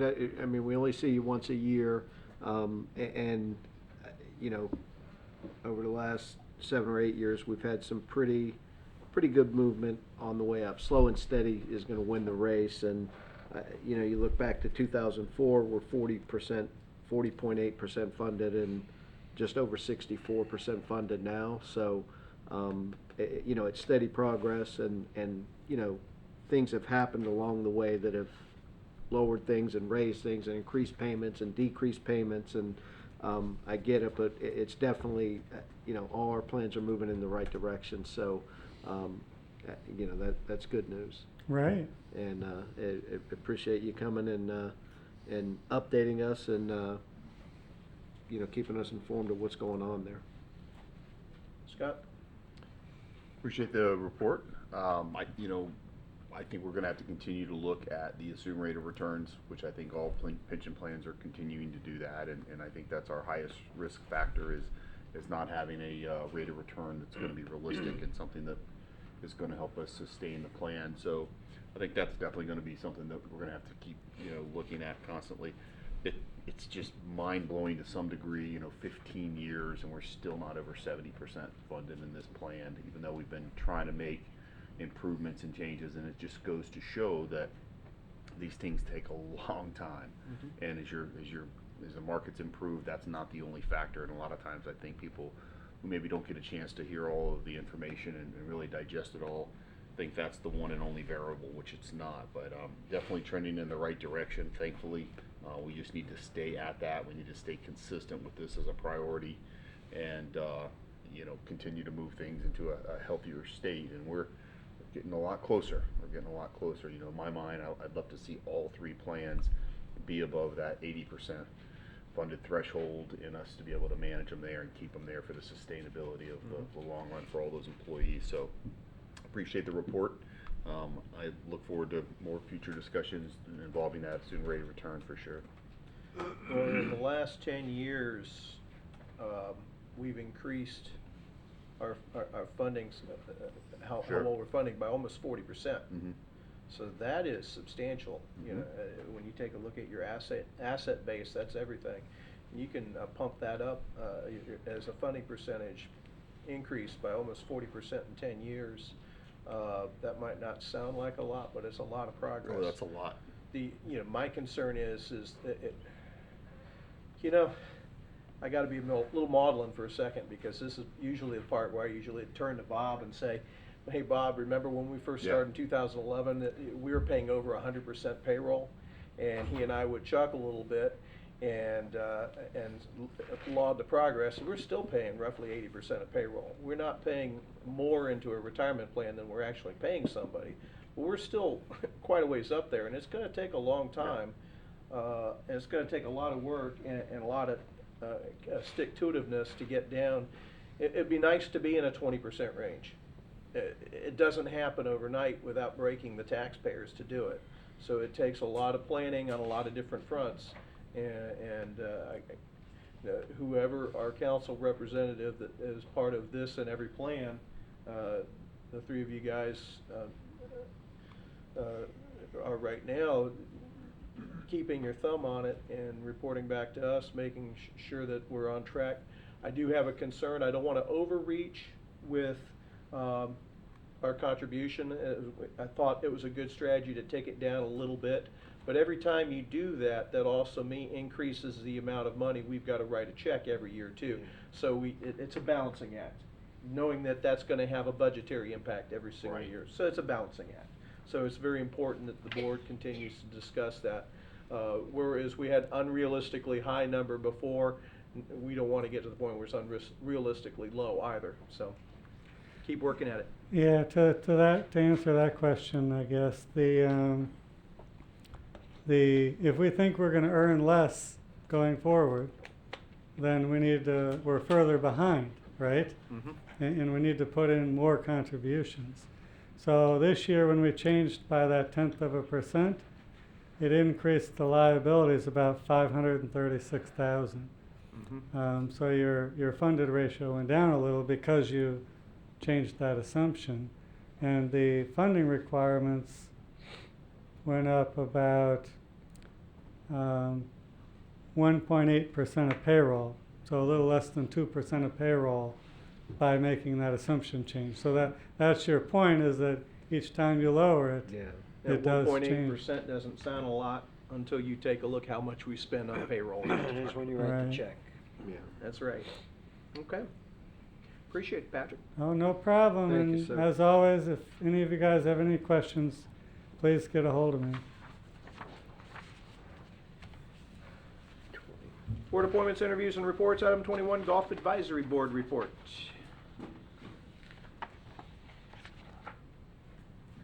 Hey, John. Good evening. I'm John Cameron. I'm stepping in for Rich Lee, who's our chairman. Rich wasn't at the last meeting, so I chaired the meeting. So I'm here to report to you what happened at the last meeting. Minutes were approved, no problem. Financial reports were reviewed. They're very thorough. The numbers look pretty consistent to budget. Not really a whole lot of questions about that. We did review Resolution 92-32, which talks about rules and regs for the course. They're pretty dated. Last time they were looked at, I think, was 25 years ago. And a lot of things have changed at the golf course. One or two. So, we just looked at the language for the dress code and membership aspects. There are no memberships out there, so that was removed. There's also some language in there about weather, and the golf course has no business talking to people about weather and whether they should get off the course or anything like that. So they agree with that. There was the city attorney recommended some wording on disciplinary action as a so he's writing in that, and they're going to insert that. So that's very good, and it gives the golf course the ability to enforce policy when there's people that are making the experience unpleasant. It's very important, customer relations. Also, rain check language was brought into line with current policy, so there was inconsistencies there. So the management company actually has a better policy than what was in the rules and regs, so that came more in line. There were a lot of talk about golf course conditions. This body addressed golf course conditions. There's disappointment and regret because this is, of course, our high earning season and we weren't in condition like we should have been. So to their credit, the management took full responsibility for what happened. They're taking what steps they can right now to correct the problem. They brought in outside counsel to take a look at things who they thought was an expert in the field. So all we can do is try to grow grass now and try and get them back where they need to be, but the damage is done. We lost rounds and revenue as a result, and other courses across the board in our area saw 15 to 20% round increases, and Cypress Head did not. So that was the damage done there. So, we have confidence in them that they'll be able to make those corrections and get the course back where it needs to be, hopefully for the Mayor's Tournament, which is coming up. The 33rd edition is June the 15th. So get your foursome together. It's a great cause because it supports recreation and it sponsors kids into our rec programs that really need a little help. And I'm on the rec board too, and what they're doing there is phenomenal. Everything that they do is just great. So kudos to them in the city for supporting recreation, and of course for the mayor for getting more kids into recreation, keeping them busy. So next item on the agenda, of course, we're going to keep tabs on course conditions. I think that's where we can really contribute and give feedback to management company that they've got to get things up and going there. So just a sidebar, I'm glad that the city may invest in an aerifier. That's what I heard from management. This is a critical tool and could have been implemented earlier and could have sped up the healing process, so I hope that will come through. But that's all I have in my report. Questions? Any questions? Start with you, Chase. Yeah, I have heard that the course is improving. Nice text from a buddy. I haven't been able to get out there. A good friend of mine said, hey, the grass is growing, greens are looking better, and everything else is looking good. So at least up on improvement. I really don't ever want to be in that position again. That's for sure. Yeah. Are we keeping up with the speed of play? Do we have rangers going out when it gets? We talked about that at the meeting, and At least on our busy times of the day. there are, I believe, this is just me guessing, but I believe if there's a situation on the golf course that's reported, then they dispatch a staff person that takes care of it. But I don't know. Maybe at certain times of the week, and busier times, they have staff that's rangering the golf course and making sure pace of play is up to standard. Drew? No, I don't have anything. Sad that, condition is obviously in the weather, have us losing some rounds, but, confident, hopefully they can Yeah, turn we it do around too. and. I mean, they're our operators now. Yeah. We're under contract with them, and Yeah. we have to think that they're going to get it Yeah, fixed. the whole weather thing, when you got bad weather, and there's a rainstorm, all the golf courses rounds are down. As long as it's raining countywide or whatever, but to lose it to condition is never a good thing. Well, I don't know if that's the case. Yeah. I do think the weather, and I don't know if you saw Ken Willis's article in the paper last week regarding local area golf. He did a survey of area golf courses, and they couldn't believe how great the weather was. Sorry to contradict you. Yeah. But he said that all the operators were reporting that the weather's been fantastic. It's been very dry. It's been very mild. Yeah. Their courses are in great shape, and that's why they're seeing additional rounds. So, unfortunately, we weren't in that position where we would have seen it because Tomoka is closed, Indigo is closed, and so that's 20,000 rounds that has to get dispersed somewhere. Wow. And so, we could have picked that up. I think the You still can. Absolutely. The look of Indigo is It's alarming. yeah, it's a great illustration as to why we need to keep this one a golf course. Oh, yeah. And with Pelican, perhaps part of it under sale, the South Course. I don't know how many people are playing there. Pelican Bay North. Don't know how well that's doing. So if you're operating a golf course in Daytona Beach in this area now, the industry trend has been correction and too many courses open. Many more are closing right now than opening. A lot more. I believe at least 200 golf courses closed last year, which increases the trend that we've been seeing. And that's a natural thing. The rounds just aren't there to support it. So it's happening here finally. Those courses just couldn't sustain themselves, and so the other courses that could maintain their greens, that could keep conditions up, are reaping the benefit. I'd be curious to see the value of the homes at Indigo next year. Oh God, it's just got to be heartbreaking situation, I know somebody that lives there, and they're very frustrated. Well, there's been a lot of talk about development along Williamson, North Williamson, and right as you turn right onto Williamson and head north. That's the 11th hole right there, and they've always wanted to develop that and turn it into 9. I mean, there's plans all over the place for it, and of course the residents are really pushing back and wanting to maintain what they've got, but someone's got to come in and buy it, and who's going to do that?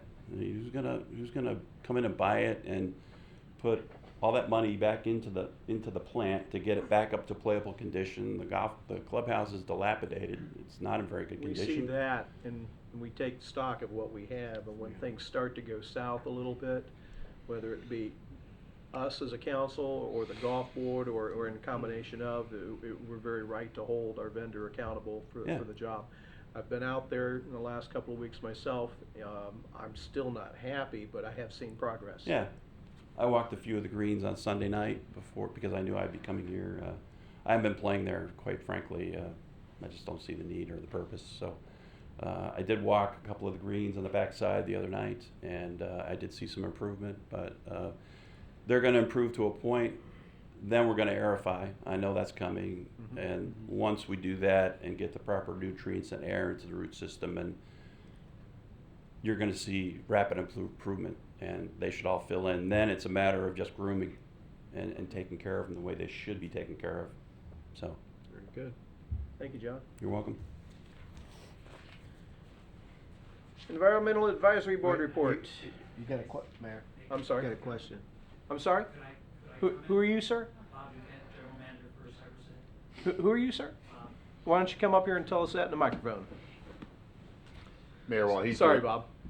While he's doing that, since you skipped me and Bob Duquette, if you don't mind, I'd like to make my comments before Bob talks, so that if he wants to add something, he could do that. Well, gosh, golly gee, I got off track when Chase Apparently. jumped in for a second We set left of comments Cypress Head and went right to before you were Indigo. done, so I apologize. Go ahead, Scott. I just want to make sure, first of all, John, I appreciate your report, and Why can't I do that? so we need to make sure that all of the interested and invested parties, as things do improve, we need to work hard to get that improvement message back out there. I've been trying to share with Jake and communicate with him on a regular basis, and I had a very unpleasant episode recently at an establishment where some local golfers happened to be just talking about this very issue that I just happened to overhear. And so John is point on 100% about what the word is on the street, and it's not good for us. And so we need to make sure, as improvement is encouraging, we work as hard to get that word out there as well, and earn back those rounds and get them back to Cypress Head. And so I don't want that to go unnoticed. I have also heard recently of improvement, so I'm happy for that, very much so. And I think that's important for us to make sure that not only we don't see this type of stuff happening again in the future, but we got to help with the message that the improvement is occurring, and really work hard to try to get those rounds back to Cypress Head, because it's really important for us. So, thanks. You just jumped right into it. Yes, you earn them back. It doesn't just That's happen right. overnight. You have For to sure. earn them back. Go ahead, Bob. Thank you, Bob Duquette, General Manager for Cypress Head. Thank you, John, for the report of the golf board. They're very helpful and give us some directions. I want to assure the council, for the most part at this point, Mother Nature has kicked in. We have done everything possible to help the greens improve. With the help of Mother Nature, with all of our fertilization plans, as well as assistance from Kemper Sports Corporate, as well as an independent evaluator, we are making all the changes that are necessary. And as John mentioned, once we do an aerification with the proper nutrients that are going to be applied, at that point you'll see a tremendous growth, and we'll make sure that this situation does not happen again. In the month of March, I know that he may have believed, but we did make budget in the month of March, and we're also going to make it for the month of April. We did not lose rounds. We are working very hard with the people that are out there to make sure that they understand what has happened, and a lot of people are still remaining loyal to us, and we will definitely work hard to get all the people that did have some unfortunate situations or not as happy as they should have been coming there, to make sure that we won't get them back. So we will work extremely hard for that process. But I want to let you know that everything is being done properly. Thanks, Bob. Thank you. Can I ask a following question? May I, Mayor? Go ahead. Yep. So, and I may have to get John back up here. Why does the Golf Advisory Board think we're losing rounds?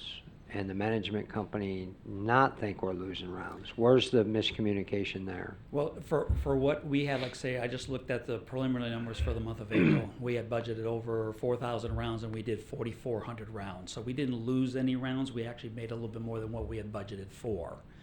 So for the most part, could we have done more? Certainly. Okay, so not so it's much it's a a loss, cost but rather- avoidance. We could have done more. We could have done more, Got it, absolutely. got it. And with the best conditions, we MTT probably could have. times. Yes, we could Got have it. probably got another 400 rounds, and that Got certainly it. helps the bottom line Got and it. everything else. Thanks for clarifying that. Yep. Thank you. Thanks, Mark. Thanks, Mayor. Did we hit everybody? I didn't blow that one? Okay. Environmental Advisory Board report. John Macaluso. Hey, there's, just kidding, John. Am I on? It's okay? Thank you. You're on. Good evening, I'll Mr. get 'em Mayor, later. council, staff. John Macaluso, Environmental Advisory Board Chairperson. We had our regular meeting on April 22nd. A few of the items we discussed. We continued moving along on the Land Development Code, Chapter 9, and recommended tree ordinance changes. We discussed the updates to the list of approved and prohibited landscape materials, the list of shade trees, shrubs, ornamentals, grass, and also a list of prohibited species. The EAB took action on the changes, and we voted to accept the changes and move it along back to staff to present to council. So you'll be seeing that shortly. On the item regarding increasing meetings from 4 meetings to 6 meetings a year, that's something that I've been trying to work into the system. We voted unanimously in favor of moving to 6 meetings a year. We have a lot of items, a lot of things on our plate.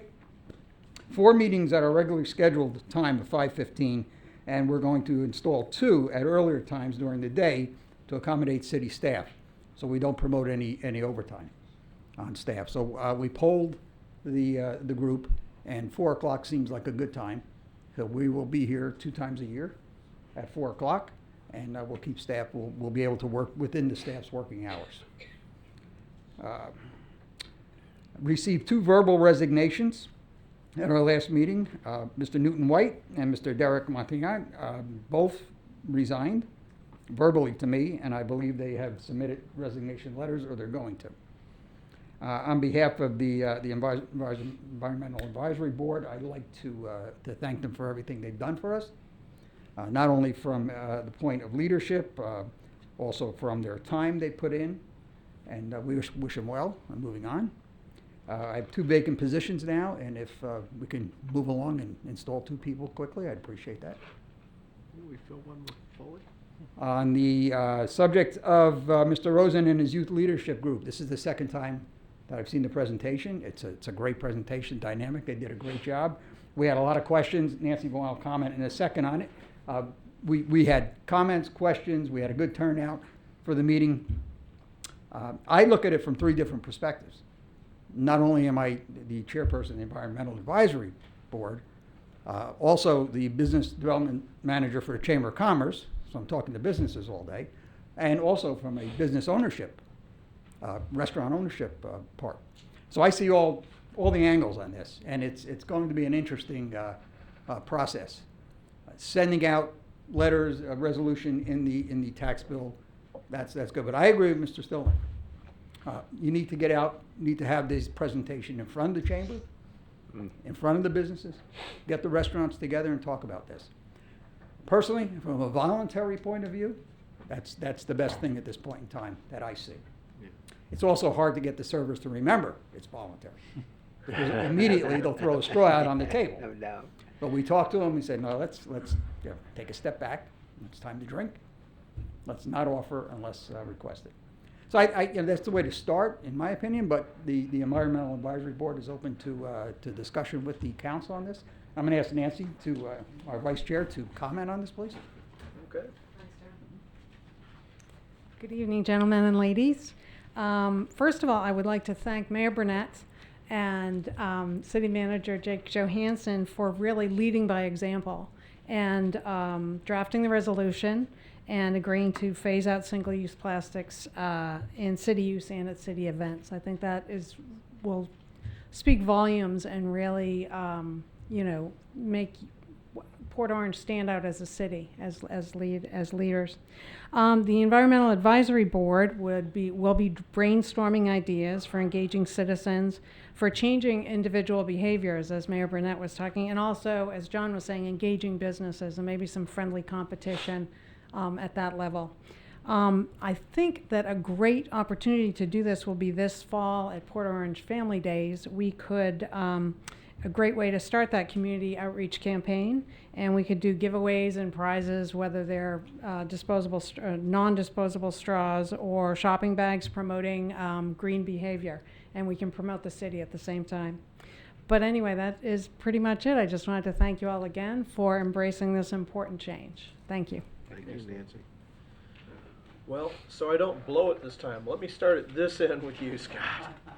My apologies. I think our advisory. I'm done. Any comments or questions, please?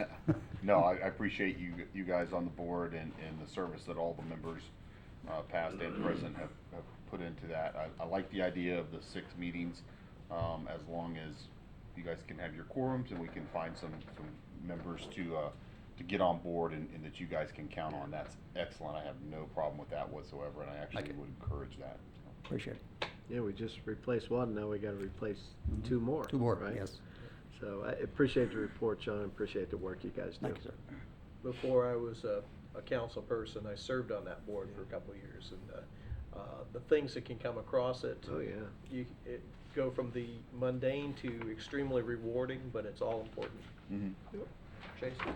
I think you guys do just a phenomenal job. I may not always vote in favor, but I really, really appreciate the work you guys put in. Had a wonderful conversation with Nancy the other day.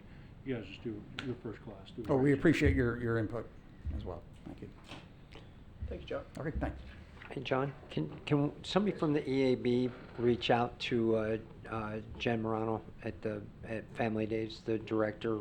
We will as a city, but if the Environmental Advisory Board kind of gives her a heads up too for the Family Days, it's a great idea. That's a great idea. The more prongs I get in, or I think we talked about having a booth there ourselves. Good. This coming up in fall, which we're gonna, Beautiful. which I think you're going to discuss and handle for us. Yep. I believe. Yep. But we will at our next meeting, we will send a letter to. Great. To Greg and take care of that. Thank you. Parks and Rec Advisory Board, I don't see Mark. Okay, no Mark, no report. Moving on to the regular agenda. Resolution number 19-18 is a resolution of the City of Port Orange, Volusia County, Florida, supporting the 1-year extension to the interlocal agreement for distribution of proceeds of local option fuel tax for the period of September 1, 2019 to August 31st, 2020, and providing an effective date. Oh, man, that's me. May I have a motion to, Yes. for resolution 19-1918? Get it to you shortly. Move to approve resolution number 19-18. A second? We have a motion and a second. Sorry, Mayor. Anyone here to speak to this? I mean, this is just the Mayor, same thing we did it's the last same year, thing you right? did last year. one more I think year. you know what you did last year. And so the reason this got booted another year was because we were knee deep in the half-cent sales tax, and the city managers could not take 2 controversial subjects up at once. We're kind of linear when it comes to that. So we'd like permission to go next year. I talked to George Rechtenwald and I said to George, we got to hit it next year, and he's like, yes, we do. This is the item for next year. So This is, when we talk about the fuel tax distribution for the county, this is actually a smaller chunk of change than what the half-cent sales tax collectively would do. But with that in mind, I think, Jake, you know how I feel about where we have been historically on this, and I don't mind punting for another year, considering you can put too much on your plate and end up doing nothing well. But when the time comes, this is something we're going to have to suit up for.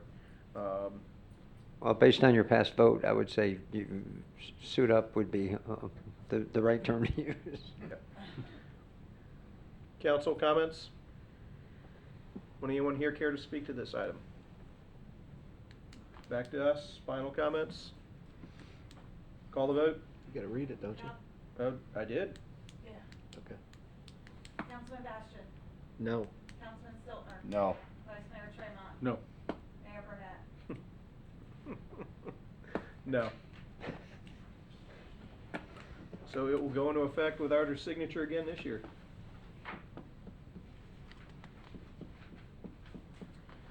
Item 25, ratification of repairs, cleanup, and settlement agreement with the Lang residents where the water main break occurred on off of Spruce Creek Road. Mayor, I think you're up to speed on this, and council. Back in September, we had a water main break. The water gushed out down a small hill into the surrounding area, including the Lang house. At that time, we got the Langs out of there as quick as we could, and council said to do what you can to make it right. We went with emergency contracts with a few of the better people in town that can deal with this, ServPro being the major contractor.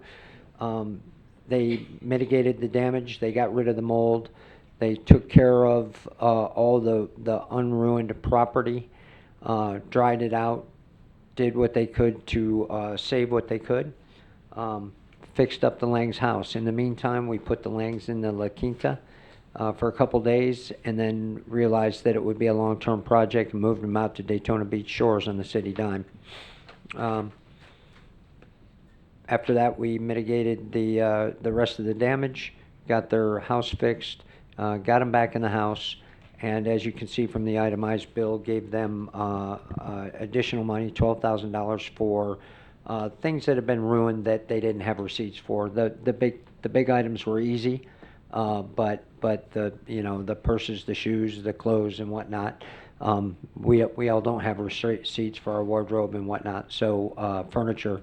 Based on the insurance companies and adjusters, kind of doing a rough order of magnitude of what was lost, we wrote them a check for $12,000, and a hold harmless was signed, and that's where we sat.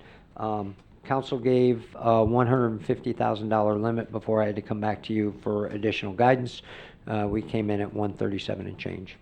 This is just to ratify all the changes, or all the costs. And are we still pursuing repayment through Matt, their Matt, insurance company?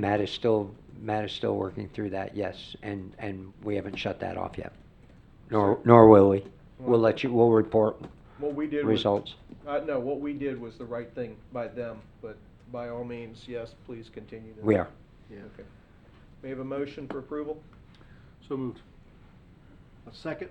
We have a motion and a second. Council comments or questions? No, it's Just, something.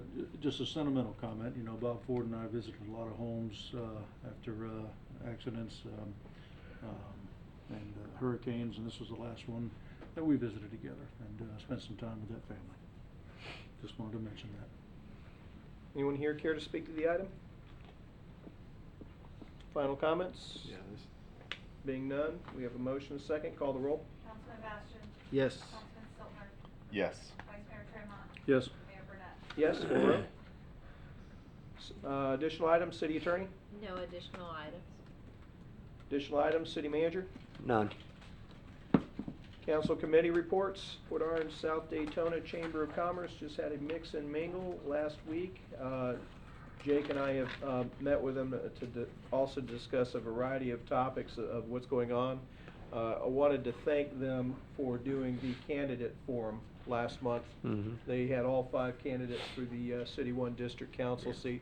And honestly, that's a very tough thing, because when you're having a special election that in an off election year that not a lot of people know about, when somebody steps up to help you get the word out so people can meet the candidates. Always like to see more people avail themselves of that opportunity, but all the same, the chamber has been very friendly in trying to help the citizens of the city with things like that. Mayor, and can we ask their help and probably council's help as well? 2 comments coming into the clerk's office that are not disturbing but alarming to me, I guess.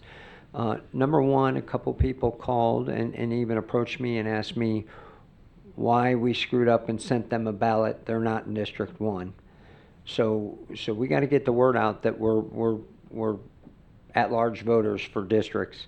And the other is, I didn't get my mail-in ballot, but if you don't ask for a mail-in ballot, you're not going to get one. So we need to do our best to educate our voting public on that. As you could see from the results, 44,000 voters and only 5,400 voted. I'd like to get more people engaged. And the third thing that Robin told me is, somebody told me at Panera this morning that they weren't even aware that there was a vote taking place. I don't know how to get the word out any other ways than we are, but maybe we'll do a better job at asking the News Journal and the Port Orange Observer to I don't know, remind people with bigger font. I don't know, News but Journal covered it. everything we The can. Observer covered it. Everybody Hometown covered News it. We talked about it earlier. We talked about it at every meeting. They were on the radio.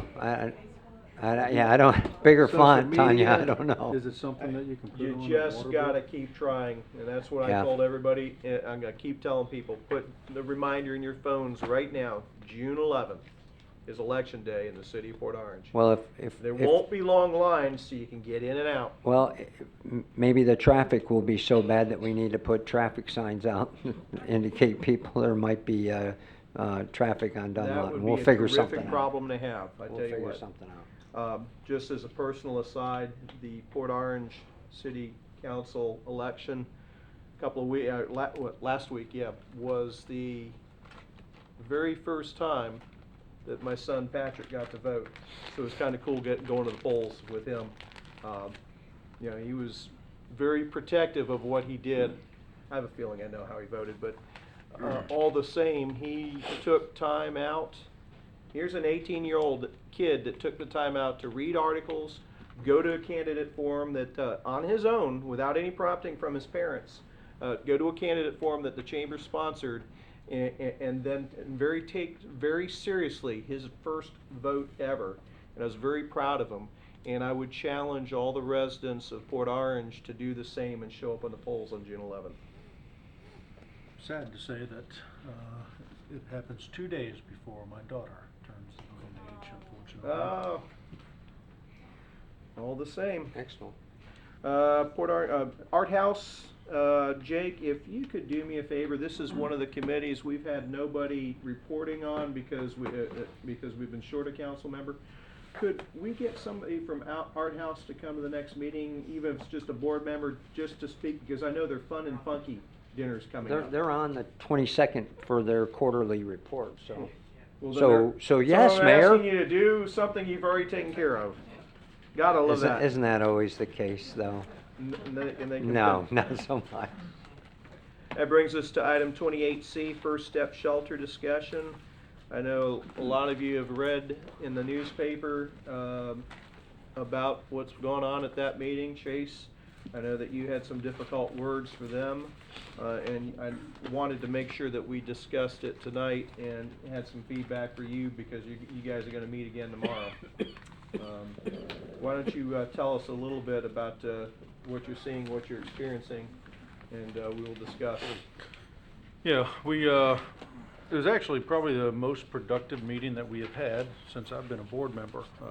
People actually got to share what had been circulating on their hearts and minds for the past while. It was a real come to Jesus meeting, if you will. A lot of people shared some interesting thoughts. I went in with the mindset of bringing up, for at least discussion on the table, of even disbanding the board.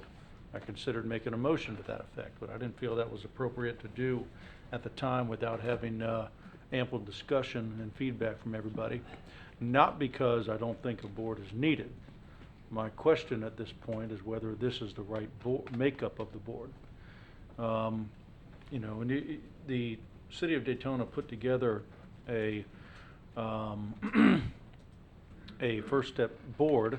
It was the intent of it was to compile it with members from each city in order to get the buy-in from each city, which worked. but the fact is that the board has two primary functions: operate the day-to-day activities of the shelter and raise money. Here's the problem: we're not open. It'll be months before we are, so we're not doing one of those roles and duties that we're required to do. And the other one is fundraising. You got a group of, for lack of a better term, politicians. You got a group of elected officials who are not philanthropists that are responsible for bringing funds into it. I can't speak for the others, but I can tell you that my number one purpose of serving on that board is to see to it that Port Orange tax dollars are getting the best return on the investment, period. That's my number one responsibility there. I want the shelters to succeed. That is a priority of mine as well, but it will not supersede the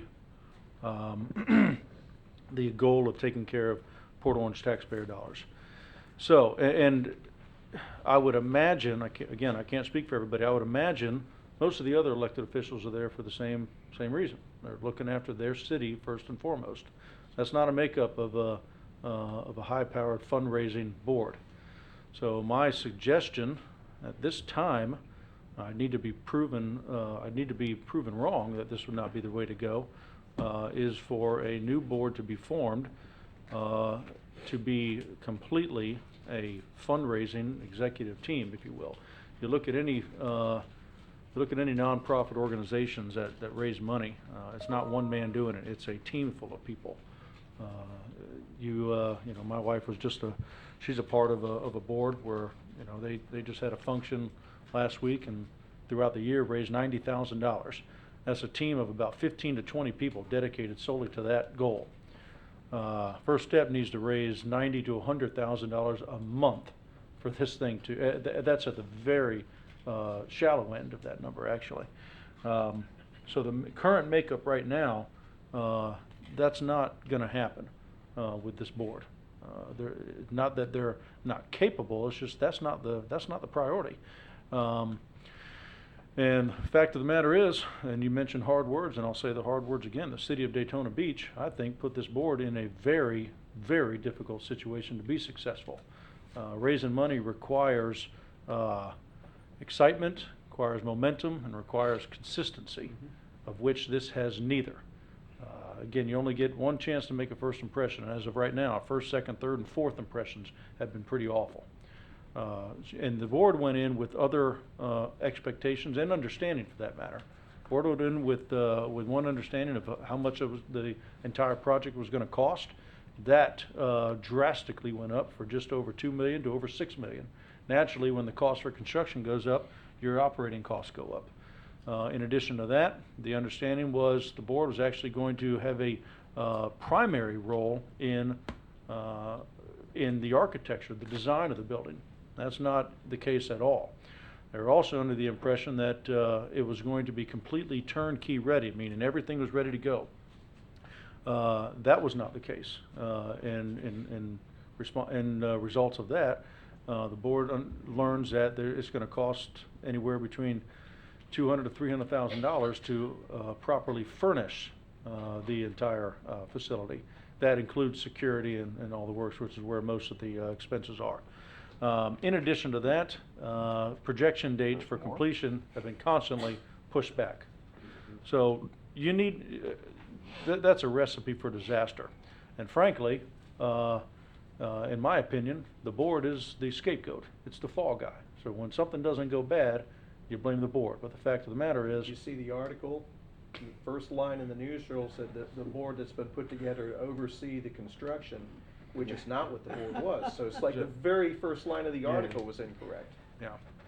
Well, and there it is. So, this is a situation where I've said for a while that it should not be the local government's responsibility to do this. That being said, the city of Daytona is doing it. So that's how it's going to be operating.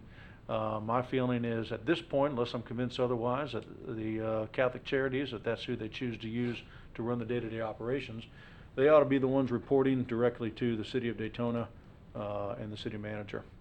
as opposed to the board, because I don't know what the board does other than, that City of Daytona can't easily do. Tell me if I'm wrong. Does it seem like there is dual management responsibilities there?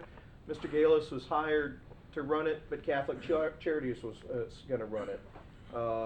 He's charged with fundraising, but there are too many things for him to do with setup and planning. Or it just seems like there's a little bureaucratic morass there. There is, my personal opinion, I think Margie Alice is the right man to run the day-to-day operations. I don't think personally that First Step needs Catholic Charities. I think Margie Alice and a staff would easily, I say easily, is very capable of managing the day-to-day operations. That's where his gifts are. That's where his talents are. He's not a fundraiser by trade, but that is what the executive director was hired pretty much to do. And you can call him executive director for a title purpose, but really he's a fundraiser. But that, in and of itself, was still not the correct route, because again, you can't have one man out there just raising funds. You need a team of people to do that. So he was put in a no-win situation. In addition to, again, all the negative blowbacks that we've had from the action or inaction of the City of Daytona. Let me just put this thought in your head too. Instead of maybe replacing the board, we want our board, the cities, all of them, to have representation and be heard. Maybe it's the need to expand the board, and each of you having defined roles in the process. Yeah, that is an option. I think the board itself is comprised of some very talented, very capable people. I think it'd be a detriment to the entire project itself if this board were to break up. I would hate to see Joe Forte go away. Oh yeah, Forte, Hall, everybody really Hall, brings a lot to the table. I think it's the only steady thing we have there. But again, you know, what are we doing there? You know, there's a lack of direction from the city. There's no public-private sector representation. Maybe, I don't know. I don't know the right size of that board, but certainly the handful of elected or public officials that are on that I don't know. I'm just throwing this out for you to take back to them to discuss. Me as well, and I haven't made a decision one way or another, but I'm throwing it out for conversation to be convinced one way or another of what the correct route is to go. It'll be a lively discussion tomorrow. A lot of ideas will be thrown around. But to bring back to the question from a couple weeks ago when I brought to the table about how to use our funds. The board was requesting, at least the executive director was requesting, that they use Port Orange funds, which is used for, donated for operating purposes. They want to use that for capital expense. My initial response was, that's fine, you know, because we're paid up through a year anyway. I have a different take on that now. I would say it's for operating. We're going to leave it at operating, because the fact of the matter is, if this project does not complete, if this does not become a shelter, I don't want Port Orange dollars to be a part of furnishing it for the City of Daytona. And I think that that's going to come up for discussion in 2 weeks at council. But certainly, no matter what we decide, we're going to need protective contract language to protect our interests. We're not just going to say up and do it without having something in writing that says that one way or the other. But certainly that gives you a chance to dangle a carrot of some sort, not substantial size, because quite frankly, this thing was never meant to be supported simply with public dollars. It just can't.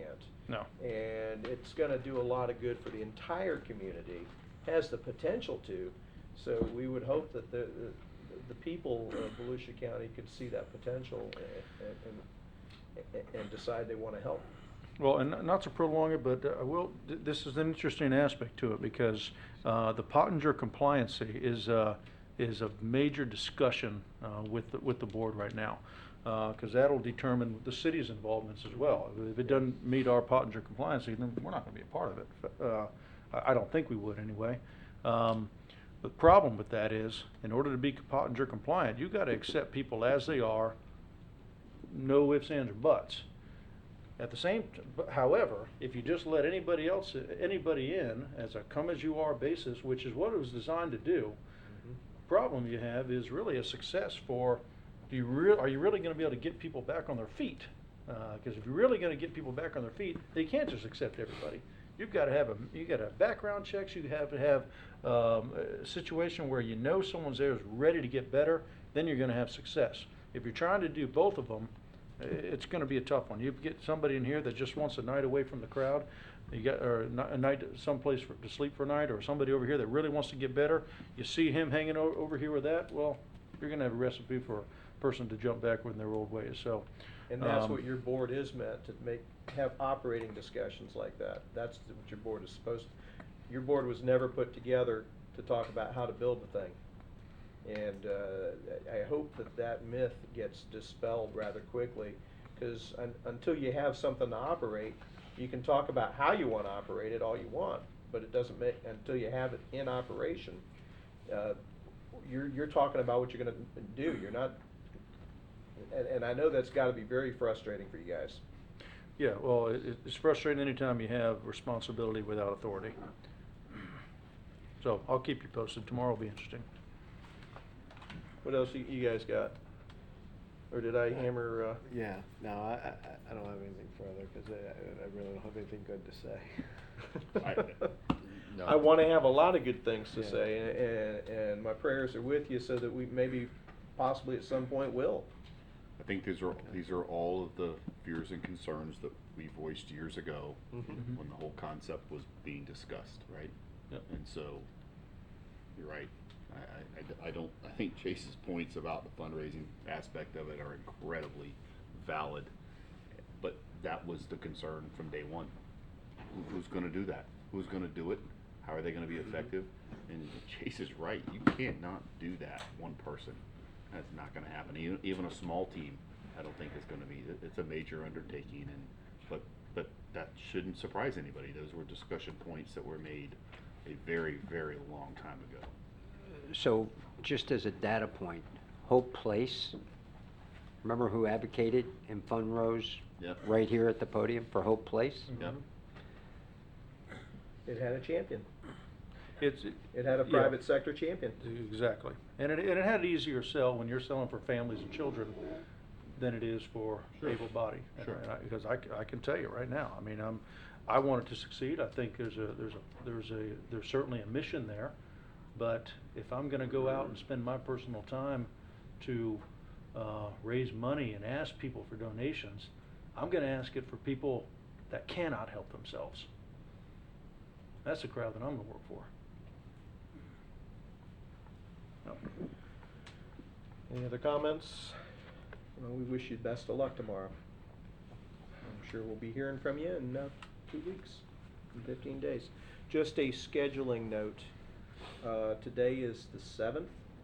We don't meet again until the 22nd. We're not meeting on the 21st like we normally do. We will be meeting on Wednesday, the 22nd, just to let everybody out there who's listening know. If you show up and we're not here on the 21st, there's a reason. We're going to give everybody an extra day to get ready. So we will see you all on Wednesday, the 22nd. Why are we doing that again? I couldn't remember. Thank you. Some kind of an awards thing. Right. Down on the 21st. I couldn't remember why. Any other questions, comments, or anything coming for us this evening? We'll have to go. If not, have a good night.